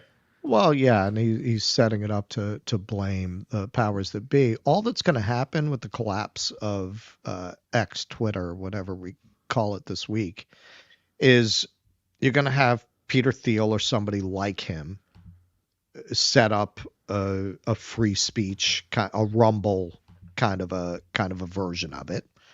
And then the libs are going to go to Threads or something. Threads or Blue or whatever the fuck they're going to use. They'll one of those platforms is going to wind up winning the battle to get the libs to come over there. And then you're going to have a free speech version like Rumble that's probably going to be funded by another tech bro. That's what's going to happen. Right.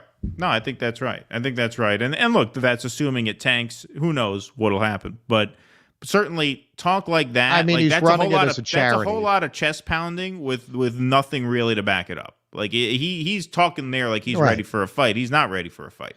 Well, but this is what I'm saying. He's this worked for him in the past. I don't think he understands that his situation has changed. Right? In the past, he got away with all kinds of shit like this, and it only made him richer. It conditioned him to misread this moment. And there are enough blue-pilled people in the world to not really give too much of a shit, even if you were a principled free speech crusader, which you're not, right? Like, even if you were, there are enough people who, you know, drink the Kool-Aid, you know, who don't care about free speech, who don't care about seeking certain truths that Elon some days cares about and some days doesn't. Like, you know what I mean? Like, you're talking about a complete blank slate of a guy who's just totally unpredictable from one day to the next, who's not really worth defending because of that, to, you know, in terms of like how people like us think about him. And in terms of how everybody else thinks about him, yeah, I mean, look, there's a reason blue-pilled people are called blue-pilled people, because they're the majority. They're the majority. They are plugged into the matrix. And there are enough of them to the point where, you know, all these companies who are boycotting you can sell their shit to them in other ways. They don't need Twitter. They don't have to be on there. Exactly. Especially because, as you say, it was always a niche platform for politics junkies. Right. It never had the reach of other platforms like Instagram and Facebook. Right. Like, I mean, I don't follow sports much anymore because I don't have time to, but like the sports guys are not big on Twitter. Like it's a politics space. It's a politics space. So it's ultimately a pretty niche space. All right, let's go on. We got 3 more segments to do, but we do have some super chats and Rumble rants to get to. Try Hard 7, thank you for the $5. It's too bad the Zionists didn't colonize Iceland before the Vikings did. Apparently it was a land without a people for a people without a land. So there were no native people to oppress. Exactly. Yep. A land without a people. Exactly. A land without a people. I mean, what does that say, right? Well, yeah, I mean, you can see a lot of people have been sharing around pictures to refute that there was a people there. There were cities, there were towns, there were roads, there were cars, there were people. Yes. What houses were you moving into exactly, exactly. if there hadn't been any people there? Right.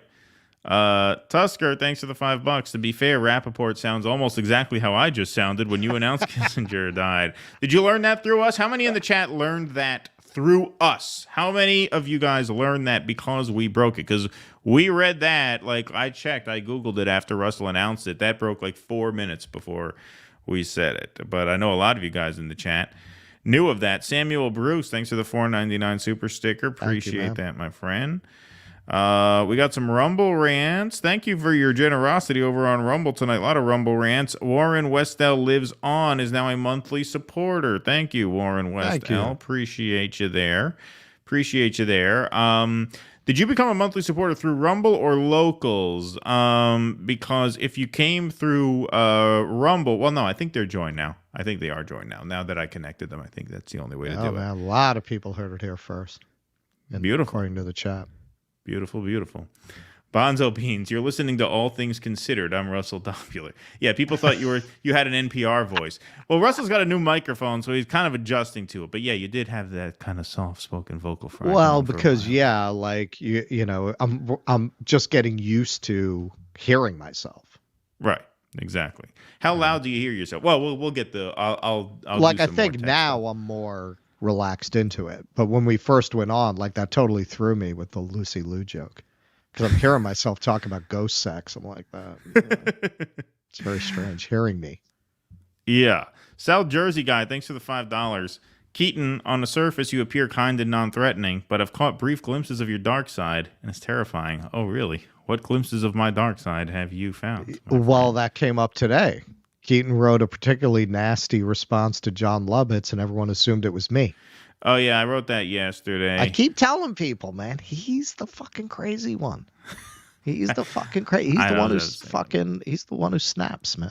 If somebody's gonna snap and kill a hitchhiker, it's gonna be Keaton, not me. Yeah. Sloppy Opton, right? Sloppy Top 10. Sorry, that was hard. Sloppy Top 10. Thanks for the $5. Everyone who died in Vietnam after 1969 died because Kissinger sabotaged Johnson's peace deal. Yep. I agree with that. Yes, that is one of many reasons why the reaction is going to be pretty brutal to his passing. Blank State, thanks for the $5. It's a shame that so many who needlessly perish as a result of Henry Kissinger's bloodthirsty disdain for humanity aren't here to piss on his corpse after first housing it with napalm. Yeah, and Agent Orange. Poetic language there from Blank State. That was one of the things that Christopher Hitchens, his wife, said, it would be a shame if Henry Kissinger outlives Hitchens, which, of course, tragically, he did. He did. I have the book back here. We should use it for that segment, Friday. It's funny. I do. It's funny you say that because I have that book as well. And I just came across it because I was cleaning out the garage of this apartment yesterday.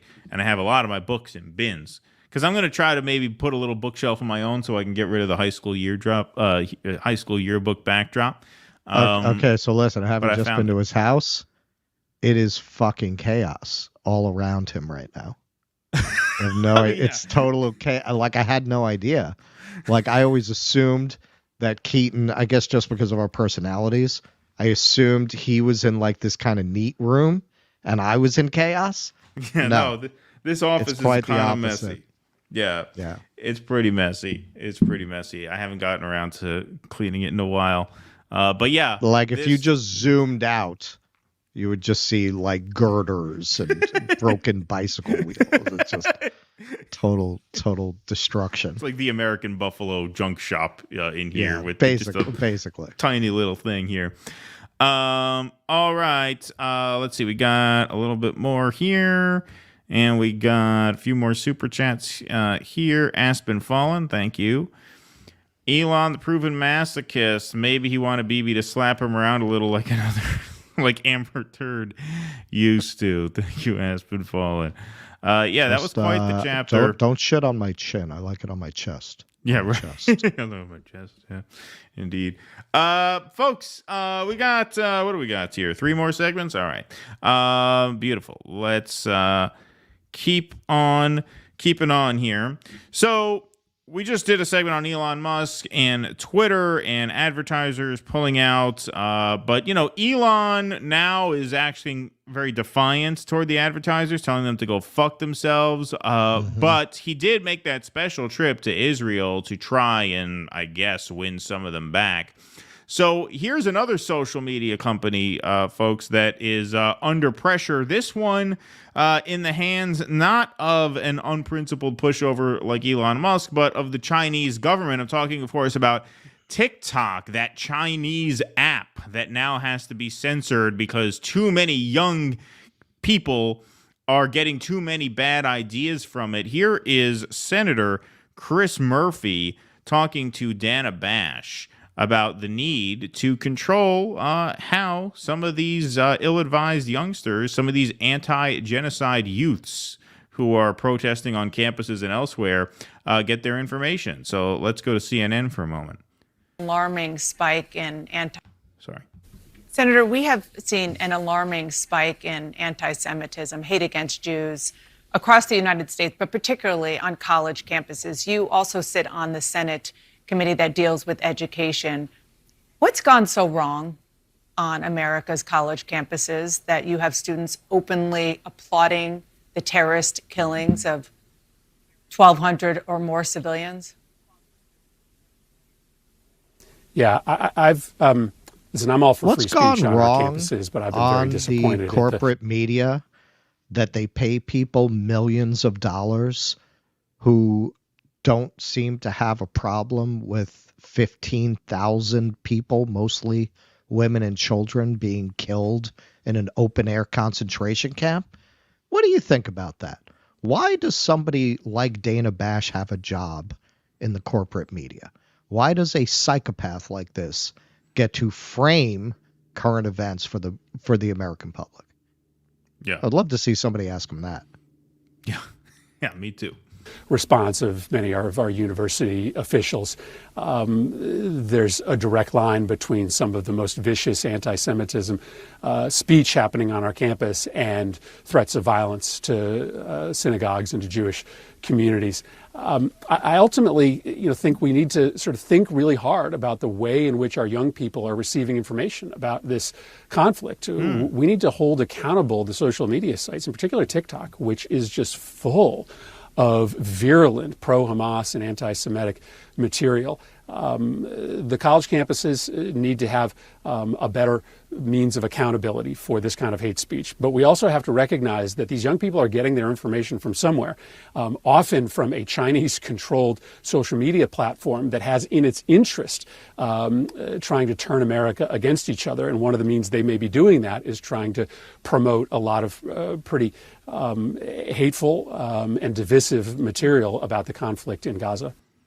Oh, so this is like the new Russian propaganda. So, okay, so I guess now we're past, this seems very Russian to me. Now it's because it's on TikTok. This seems very Chinese to me. This seems like a Chinese influence op that people are learning the truth about the atrocities in Gaza and now, obviously, the West Bank as well, something that went underreported. Almost 3,000 Palestinians injured in the West Bank. A couple hundred of them have been killed in the West Bank, where Hamas is not operational. But yeah, no, we have to do something about where they're getting the information. See, they think now, because there is this sort of anti-China sentiment in a lot of Republican circles, that they might have enough bipartisan consensus to squash TikTok. And don't think they won't try. But it's just incredible to see on television a senator saying we need to control how people get their information because they are disagreeing with what we say. And of course, framing it as pro-Hamas, pro-terrorist, no. They're right. Pro-baby, pro-child, pro-mother, right? Don't want to see innocent people getting their heads blown off to the tune of over 1,000 a week. I have not seen anything that I would define as pro-Hamas or pro-terrorism or pro-slaughter of civilians.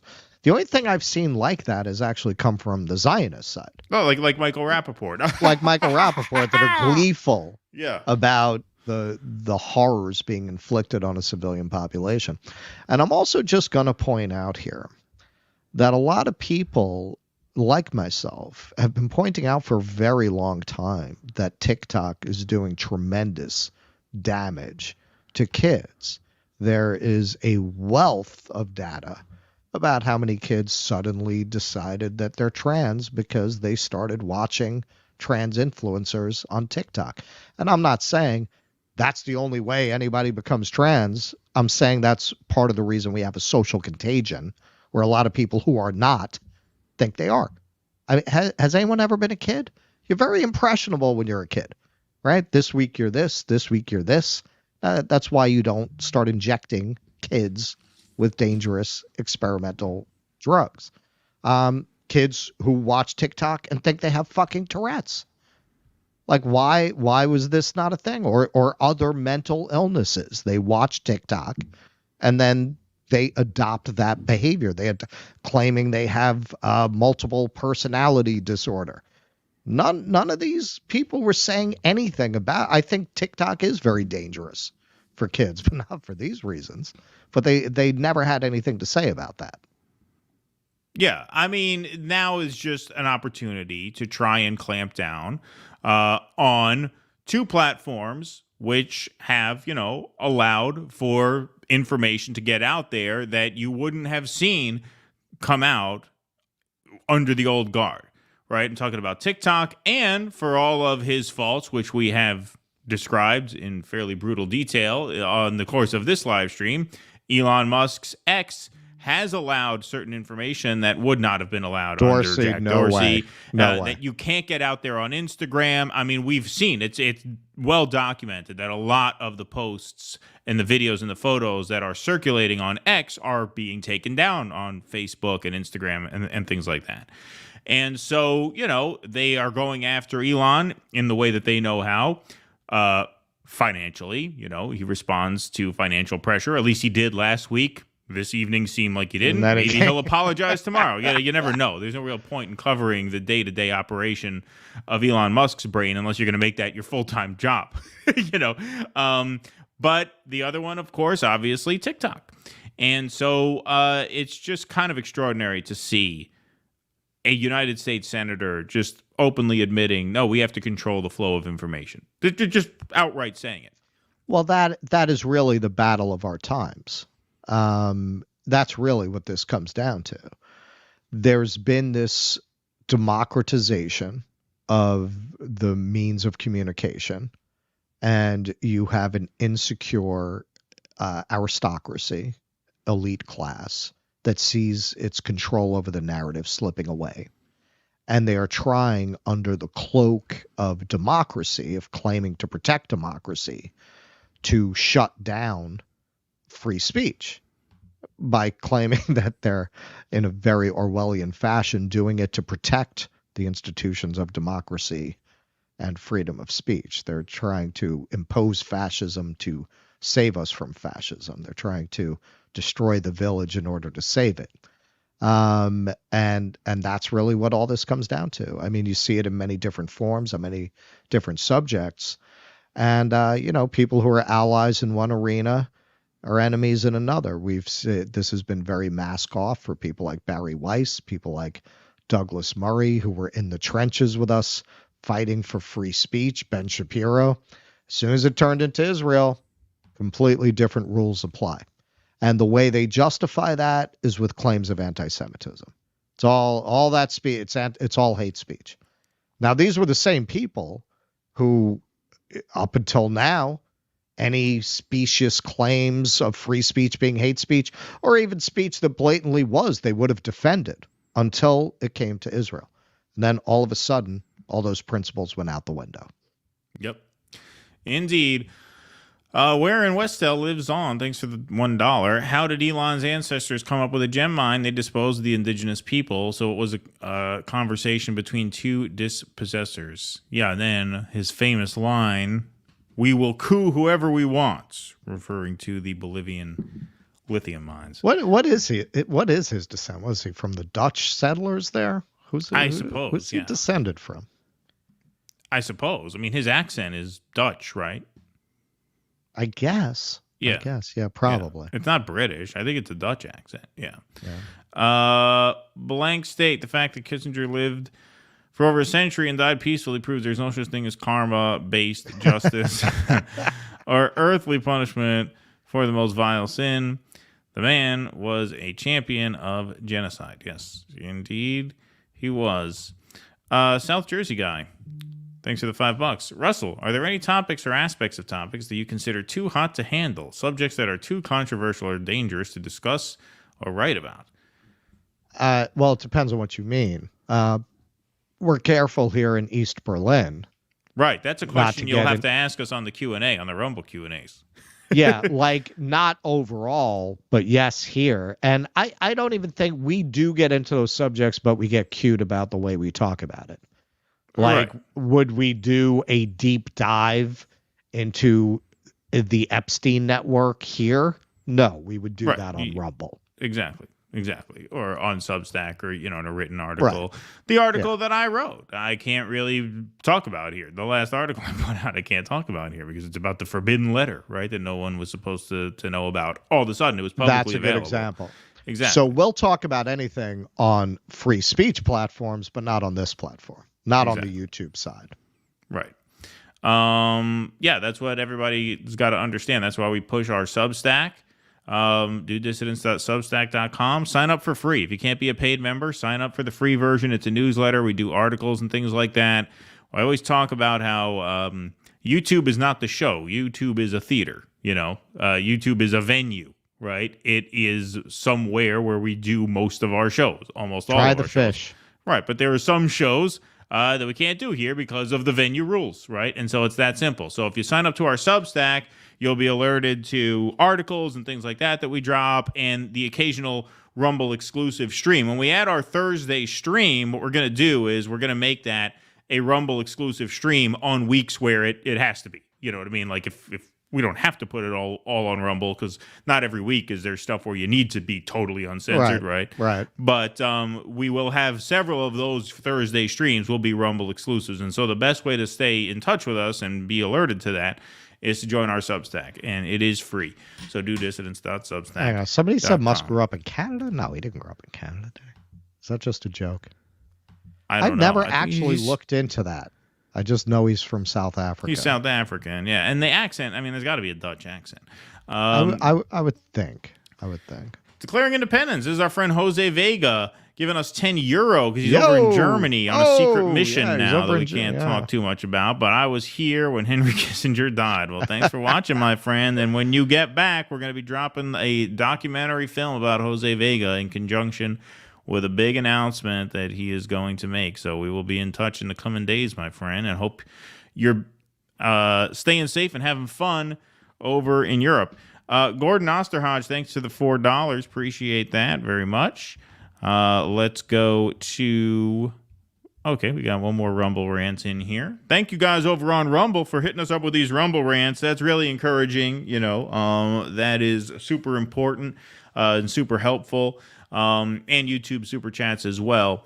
Nocturnal Human, thanks for the $1. CNN is racist against both sides. They say everyone who is Palestinian is Hamas and everyone who is Jewish is Zionist. They don't care about anyone.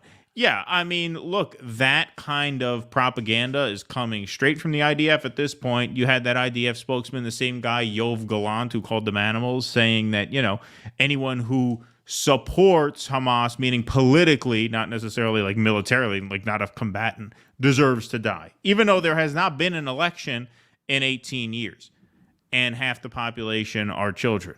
So I take your point. Declaring independence, Jose again. Mitch McConnell's sweating somewhere, realizing the adrenochrome won't keep him alive forever.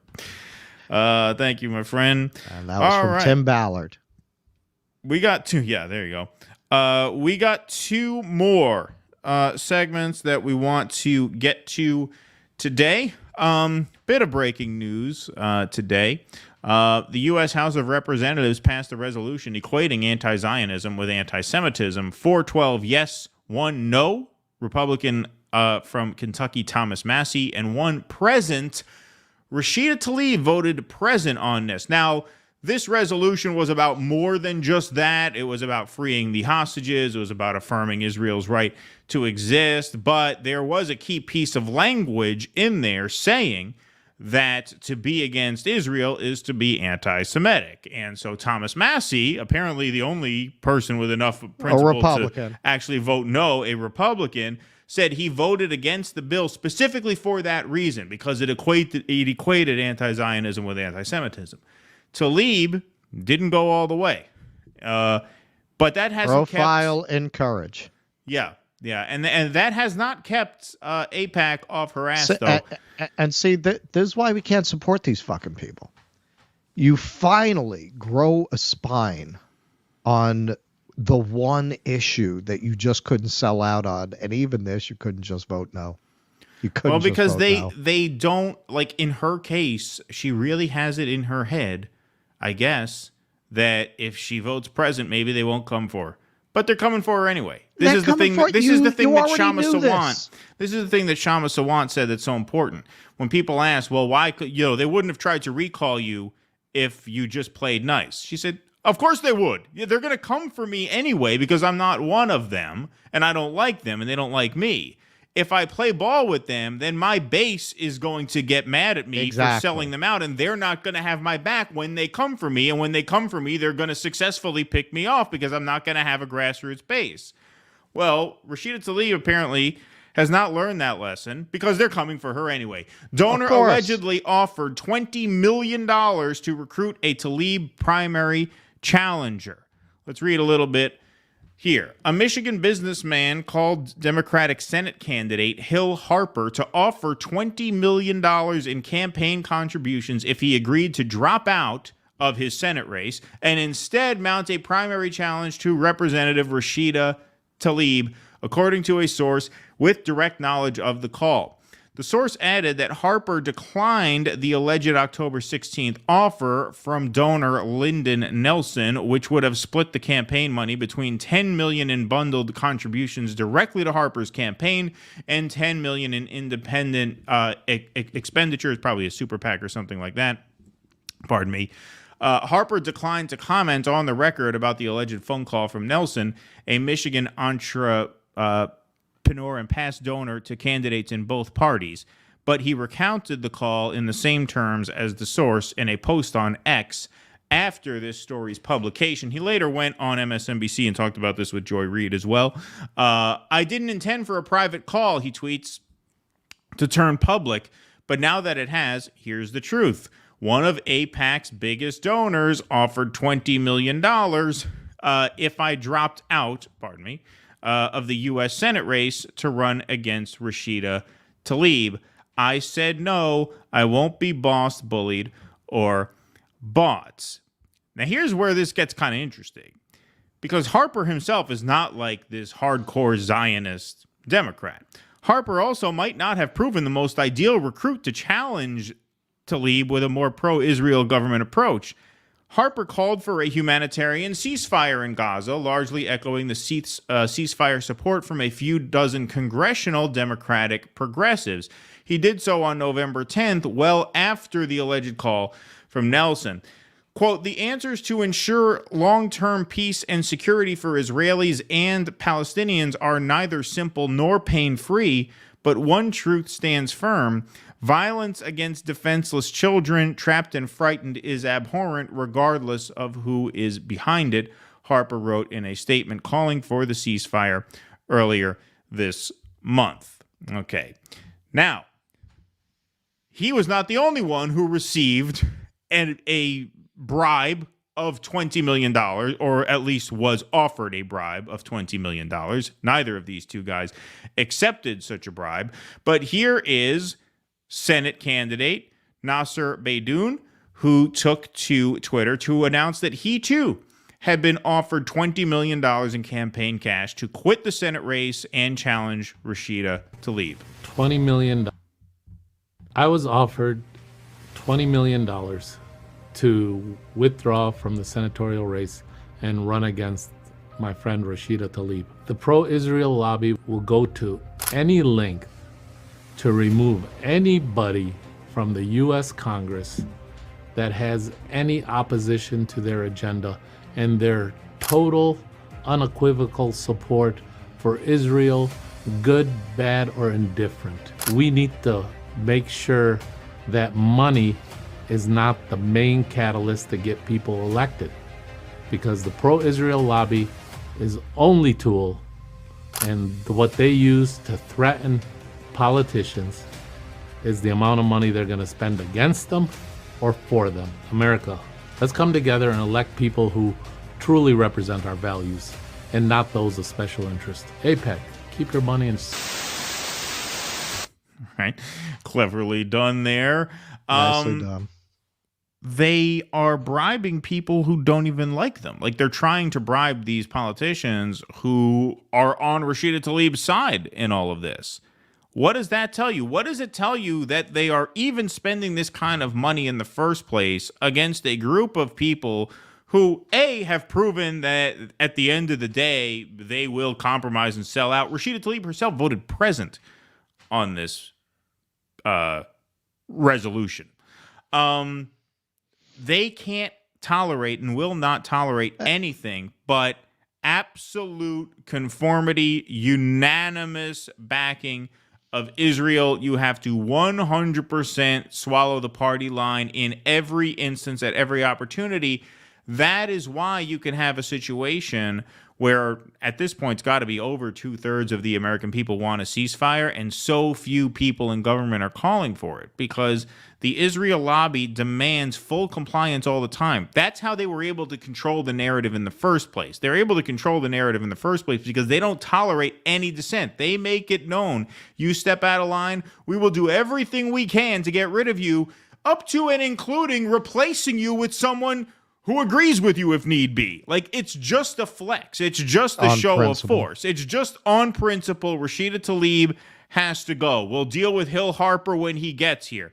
We'll probably be able to bend him to our will if past is prologue. It's worked in the past. That's how they see it. They see it as if you create any problem, if you create any sort of glitch in the matrix, if you're that red cat that walks across the screen and, whoa, what the hell was that? You have to go. You have to go, period. That's how they create this very, very hegemonic environment in Washington, where you can have this massive, massive gulf between where public opinion stands on this war and where almost everyone in Washington stands on this war.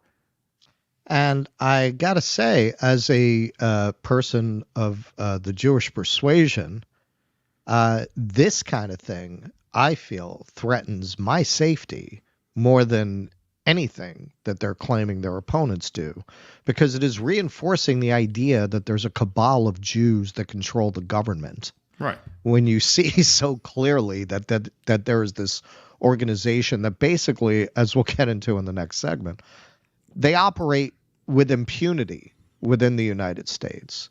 do things that we would never tolerate from any other government, from any other country. If you had an organization like AIPAC representing China or Russia, forget it. Can you Forget imagine? Can you imagine? Half the people in it would be in jail. They wouldn't allow it for 10 minutes, much less for decades. So as we will see, if you want to find election collusion in 2016, looking to Russia, you're looking to the wrong country. You should really be looking at Israel. I haven't seen a roll call on this. So did AOC and Ilhan Omar, like all of them, voted yes on this? It's unclear to me. I tried to look for a roll call. This broke right before we went on, but it was 412 to 1. So there were a decent amount who apparently didn't vote at all. Almost a couple of dozen who didn't vote at all, because that only adds up to 413 votes. And I tried finding a roll call, but it broke pretty much right before we went on. So I don't know who voted actually yes for it. But like I said, this is why Thomas Massie deserves some credit for voting no, because part of this resolution was freeing the hostages, which everybody wants to free the hostages, right? But they put that poison pill in there of saying, oh yeah, and by the way, you're anti-Semitic if you don't subscribe, not only if you're anti-Zionist, but if you don't subscribe to this incarnation of Zionism, meaning supporting Israel in its current form. Like, you can believe in Israel's right to exist, but not necessarily in the way it exists now, right? As a genocidal state, right? So, there's all kinds of language that they put in there to make it so that, oh, how dare you vote against this, right? You voted against freeing the hostages. But, look, the squad doesn't have what it takes to vote no on this, obviously, because Rashida Tlaib didn't even have what it took to vote no on this. And she's the one, if any of them were going to stand up and vote no, it would have been her. How do you sleep at night? I mean, is it really worth it? Do you want to stay in Congress that bad? Do you really need to stay in Congress that badly? That you're going to betray your people that way? Not just yourself, your people? You're the first Palestinian in Congress, and you can't say no to that? Right. Wow. All right. Let's take some more super chats here. We got some coming in late here. Buster Peak 21, thanks for the $5. I'm okay with social change as long as it's organic. This trans movement clearly isn't. Well, that's what Jimmy said. There's a top-down quality. Well, that's what I'm saying. And I think, why don't they get all over that? Because it's making money. It's making money for the hospitals. It's making money for the pharmaceutical companies. Brilliant, Elizabeth Marshall. Destroy fascism by creating fascism. Yes, thank you, Elizabeth. Arpoon Wafy. Damn it, was going to drop a joke for Jose earlier that Elon knows as much about Gaza as chess GMs do about data science. Oh, well. Hi, Mika. Who's Mika? Yeah, that went over my head. But thank you, Arpoon. Pickle the Pirate. Anything that flies or on anything that moves. Yes. Kissinger's explicit order to mass murder per White House recordings made public. Yes. Anything that flies on anything that moves. Famous line. Maybe that'll be on his headstone. Who knows? Lloyd Tackwell, sorry. Is reusable rocket gives him the upper hand. Thank you, Lloyd. What do we got here? We got some Rumble rants as well, Jake. Yes, we do. Okay, we will take some Rumble rants in just a second here. Sorry, just gonna rearrange that. South Jersey guy, Russell. Sadly, we've lost the widely admired and respected humanitarian Henry Kissinger much too soon. Will you and Keaton be sitting Shiva for this beloved icon of American geopolitics? Yes, sitting Shiva. Yes. Sit down. Impressed with the reference there.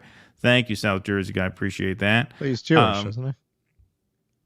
Isn't he Jewish, South Jersey? I think it was Kissinger.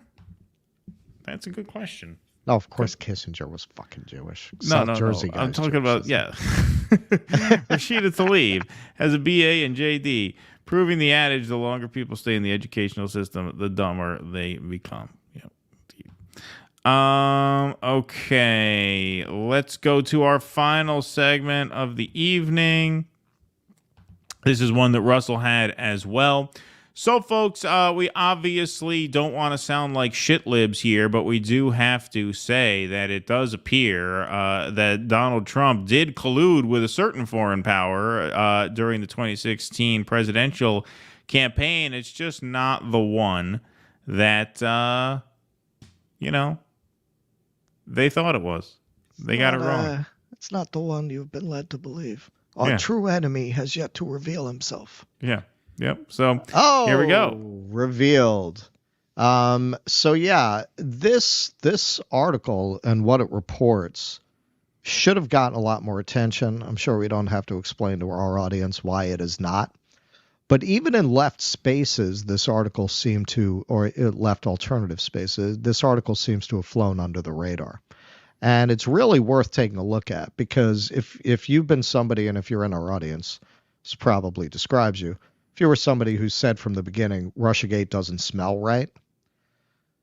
But yeah, I mean, some of the Trump campaign's behavior is weird. It doesn't seem to add up to Russia, because God knows they went over that with a fine-tooth comb. And if they could have found it, they would have. Even from very early on, Bob Woodward was saying, yeah, no, there's really no evidence of that, from very early on, long before the Mueller report.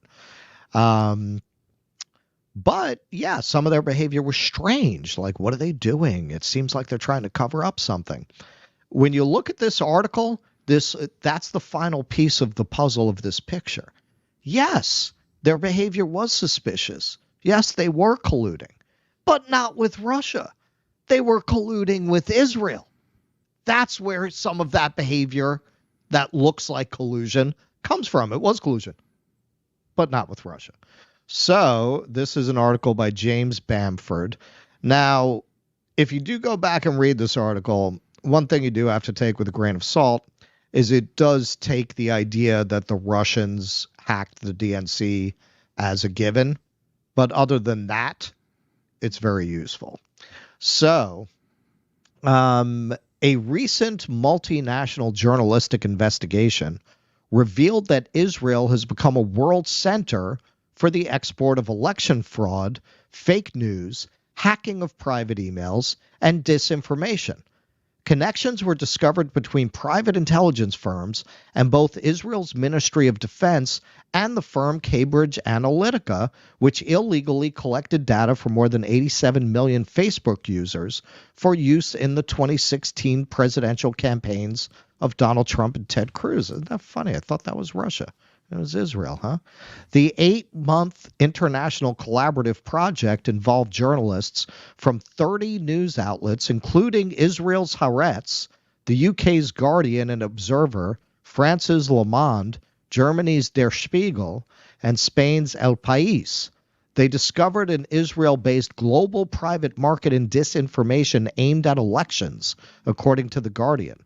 Among the individuals unmasked was Tal Hanan, a former Israeli Special Forces operative and the head of a secretive organization with the codename Team Jorge, whose specialty was weaponizing disinformation worldwide, quote, to covertly meddle in elections without a trace, said The Guardian.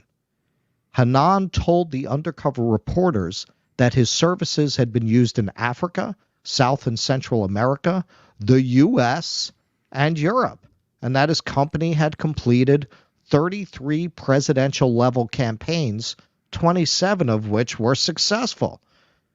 Gosh, it sounds like all the attributes that we've been told to ascribe to Russia actually apply to Israel.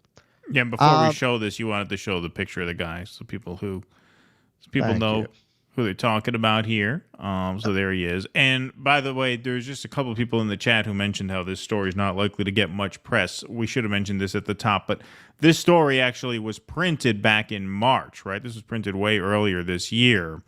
We actually discovered this story because we're going to do another story on a future show talking about Israel's influence on a lot of the colleges themselves. And this story was linked to as part of that piece. So that's how we sort of came to find this piece. But this piece is from March, Yeah, this was linked in that piece. So I was like, whoa. Hang on. What article about election interference from Israel? Hang on, go back to the picture. You can go back to the guy. Yeah. You can go back to the Dr. Evil looking motherfucker. All right, so okay, so I'm just going to explain this because this article is like 8 gazillion words. Not to discourage you from reading it, but it is a long article, and to actually read through all this, it would have been like Andy Kaufman reading The Great Gatsby on stage. Look it up; it's a hilarious bit. But I didn't want to do that to you tonight. All right, so to fill this in, so basically, as Keaton has often pointed out, there was no love lost between Netanyahu and Obama. So the U.S., the EU, Russia, and the UN, what Netanyahu called the Middle East Quartet, were about to release a report that was going to be very damning to Israel. And they were going to use that as leverage to really pressure Israel to embrace a two-state solution and to give up their claim to Jerusalem as their exclusive capital. So this gave Netanyahu a vested interest in seeing to it that Donald Trump won the presidential campaign. To that end, he sent this guy, who you've never heard of, Isaac Mulho. He is basically Netanyahu's guy that he sends for situations that are so delicate, he can't even trust them to Mossad. This is who he sends. So he sent him, according to the reporting, these are redacted FBI files that the nation went through for this report, but based on the descriptions and things they said about him, it's pretty clear that this is the Israeli agent that they're talking about. So he needed a way into the Trump campaign. So I bet those of you who are really familiar with the inner workings of Trump's circle can guess who his backdoor access was. Roger Stone. In addition to Jerome Corsi, who's a kind of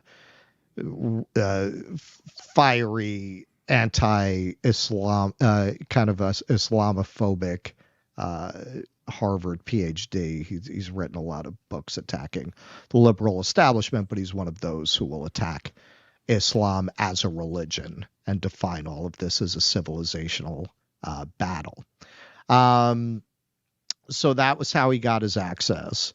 So not long before, and this is very relevant to Russiagate. So a lot of the collusion narrative was that Trump's people seemed to know things they could only have known if they were working with WikiLeaks or had access to information from Assange, but they were never able to find that, right? The Mueller report wasn't able to find that because that's not where they were getting the information. They were getting the information from Israel. So not long after Stone and Corsi finally met with Mulho, based on the electronic files they seized from Roger Stone, he started Googling Guccifer and DNC hack. This is a month before WikiLeaks started reducing the results of the hack. So where did he get that information from? Well, literally the same day that he finally had this meeting with the Israeli agent, he started Googling that. It was not Russia. It was Israel. Israel is our true enemy. It's Israel Jimmy. The fucking rat is fucking Jimmy. That's like in The Sopranos when they think big pussy. They think I mean, big pussy was a rat too, but the rat's fucking Jimmy. A wires got crossed. So they kept trying to set up a meeting with Trump personally, but they kept bringing other people who were associated with Netanyahu, and the meeting would fall through. So they kept only really meeting with Stone and Corsi. Then they actually gave him advance warning that there was going to be an October surprise, which there was from WikiLeaks.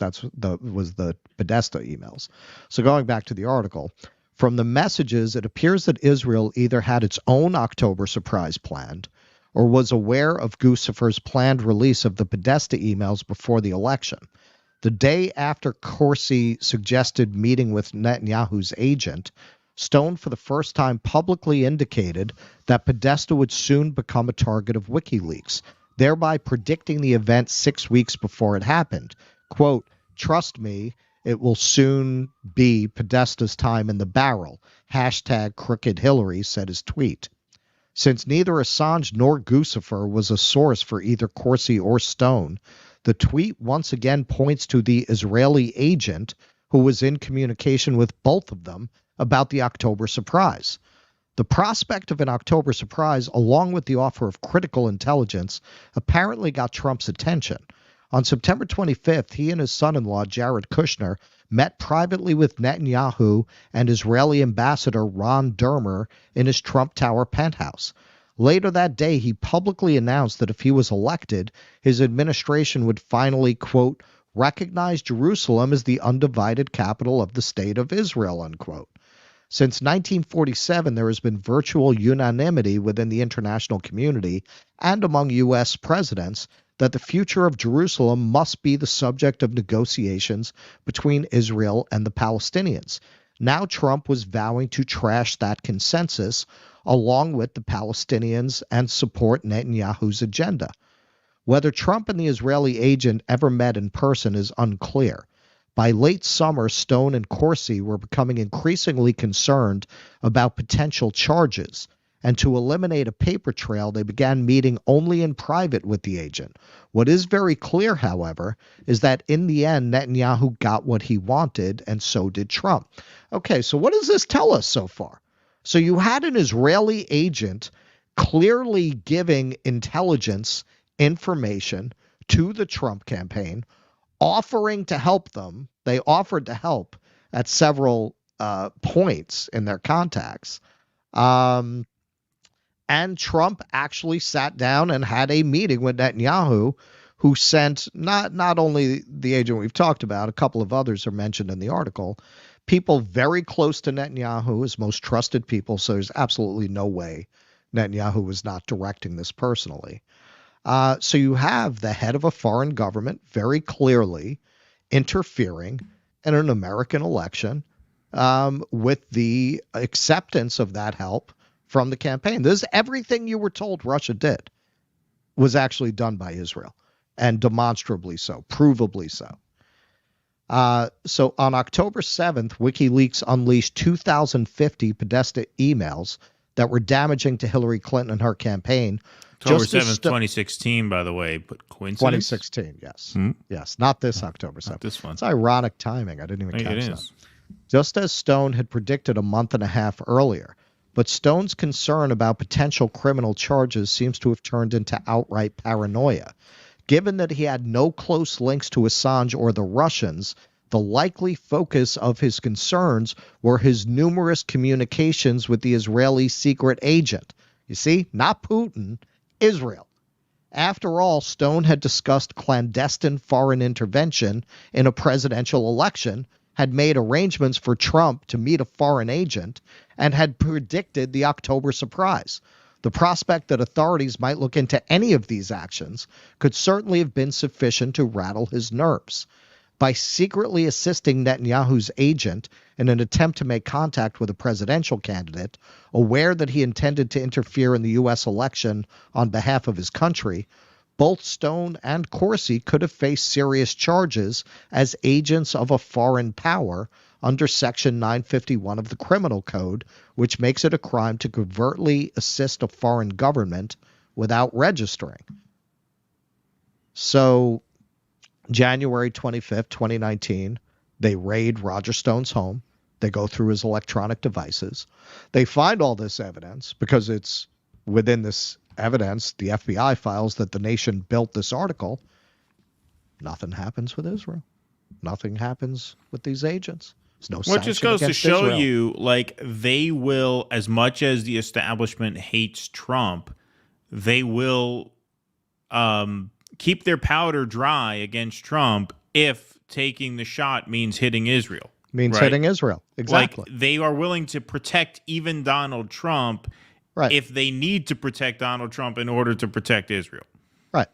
So finally, to wrap up, Throughout this chain of events, including the trial, the Mueller report, and the nearly 1,000-page Senate Intelligence Committee report, no hint of the involvement of Israel was made public. Despite the clear violations of U.S. law and months of clandestine, high-level attempted interference in the presidential election, no details were released, and no congressional hearings or investigations took place, nor was there ever a hint in the press, which remained transfixed by Russia. The evidence, however, suggests that throughout the summer and into the fall of 2016, Israel illegally interfered in the U.S. presidential election.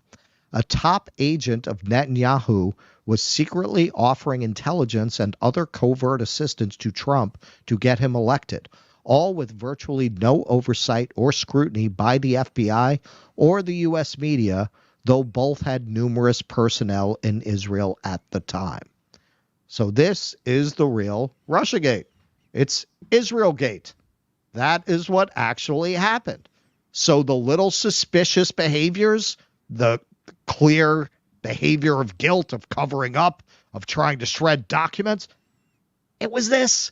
It was not about collusion with Putin and Russia. It was about collusion with Netanyahu and Israel. There really was collusion with a different country. Yeah. Oh, my God.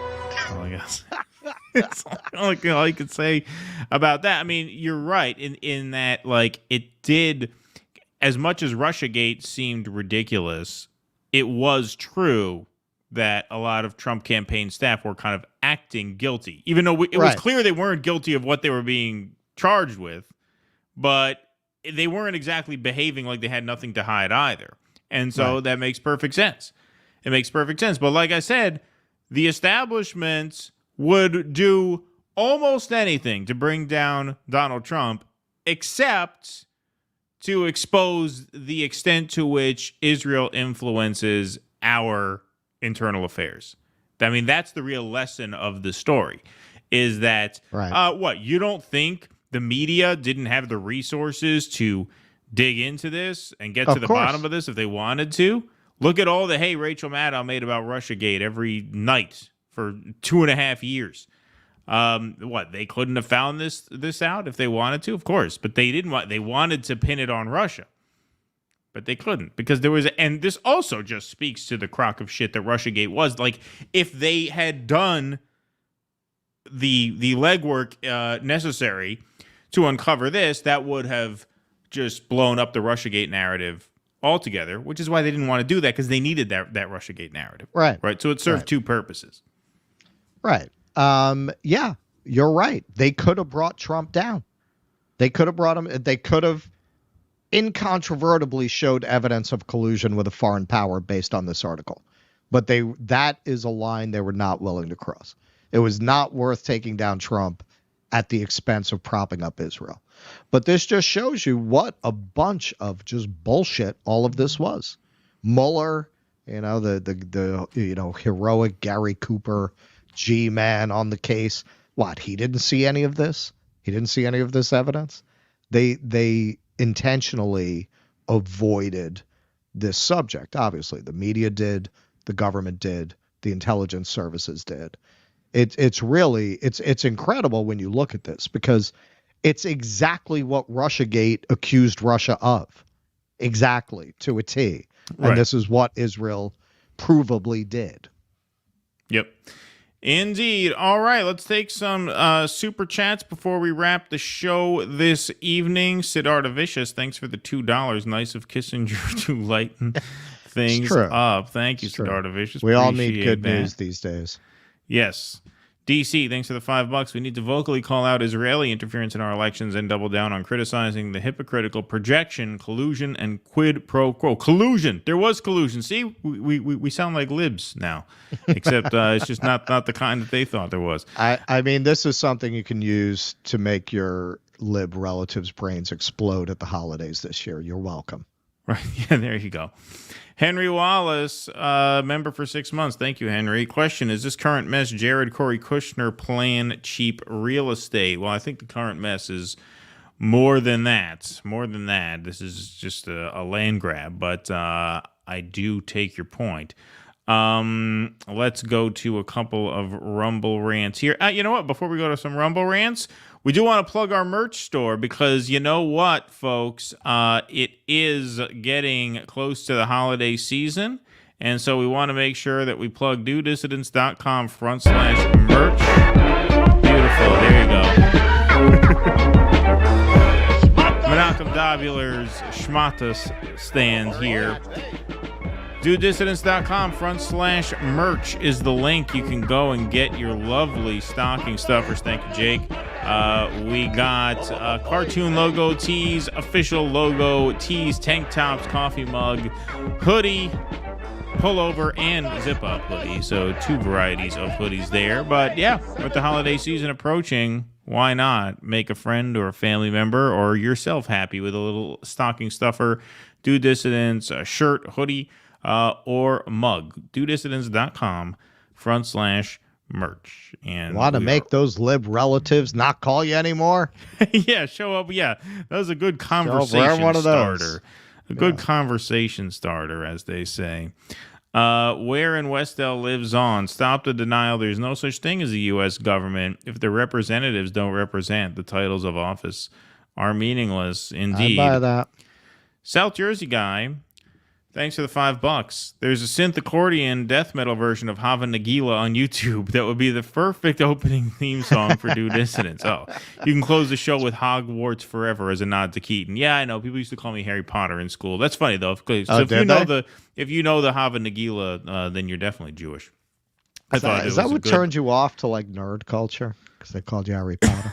No, I mean I didn't get called it a lot, but I did get called it sometimes because I'm a white kid with glasses and brown hair. Yeah. A lot of imagination. So the kids at your school the easy had. One. Yeah, right, exactly. But yeah, no. If you know the Hava Nagila, maybe South Jersey guy is Jewish. I thought it was a good theory when Russell had it before. That's why I said. What did I say? Did I say good question if Henry Kissinger's Jewish? No, Henry Kissinger's obviously Jewish. I meant South Jersey guy. I was distracted. I was prepping the segment. The worst example of that, the funniest example of like me being distracted and kind of half hearing what someone's saying and being like, oh, yeah. The funniest example of that, I was guiding a tour in Manhattan, and we were going through Times Square, and I took my phone out because it was like toward the end of the tour, so I was coordinating with I forget, it was my wife or a friend of mine. We were going to meet after the tour, so I got my phone out and like kind of like texting while the client is asking me a question, which I shouldn't have been doing, but I didn't care. And we're walking through Times Square, and the client sees Bubba Gump's Shrimp Company, which is, from Forrest Gump. They made a theme restaurant out of it in Times Square. And she says to me, Bubba Gump's, is that inspired by the movie? And I'm like half listening, half not. So I say, oh, no, that's something else. And she goes, what? Huh? No, it's based on the real Forrest Gump. Like, it was such a nonsensical answer. Like, and then I'm like, wait a minute, what? So I finally she gets my attention again, and like, yeah, no, Bubba Gump, that's not from Forrest Gump. And I'm like, oh no, that one. And you do. This is the thing. If you ever get caught flat-footed as a New York City tour guide, oh, that one, yeah, no, I thought you were talking about another shrimp place. I was thinking of another shrimp place, uptown. You just deflect. But like, talk about having to come up with something off the top of your head. Because my excuse was, oh no, what could I say? I can't say, I'm sorry, I wasn't paying attention to you. I wasn't listening. Yeah. Like, you can't admit that. Coming to New York and eating a chain restaurant is the war crime. Well, yeah, but I mean, she just saw it and she was like, oh, she saw it as this novel thing. She's like, oh, that must be from Forrest Gump. And then the tour guide tells her, no. No, it's not. Just because I wasn't paying attention, like you're kind of half. They got half your ear, and you. So that was pretty funny. That's the funniest example of that. SB, thanks for the $10. Tlaib is disgraced. Her people are being killed, and she votes present. If I was a grandmother, I'd slap her. Progressives are a joke. They only care what trans activists say about them. Yeah, I mean, to not have any fight in you there. I mean, I know. Seals. Yeah, exactly. I mean, I know that the way they structure those resolutions, the way they word them, is to set traps for you. But like, the ridiculous part is that like they're gonna come for you anyway. Don't you know that they are coming? Right. For you. AIPAC. Yeah. Already, what do you get out of it? This $20 million bribe thing. This just surfaced like 2 days ago, but it broke a couple of weeks ago that AIPAC is putting $100 million into funding primary challengers to all of the squad members, all of them, because they will tolerate zero dissent. That's what I said in the segment. Yeah. Yeah. Indeed. No, that is the best thing for the image of the Jewish people.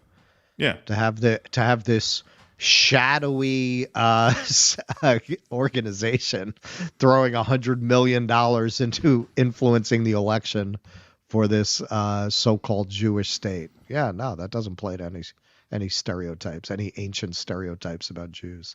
Exactly. Well, this is why we always say the Zionists use the Jews as human shields, because Jews like Russell and myself, now we're going to have to deal with more anti-Semitism because of that. Right. Exactly. Eric J. I bet they undertip too. Yeah, exactly. Eric J. Thanks for the $5.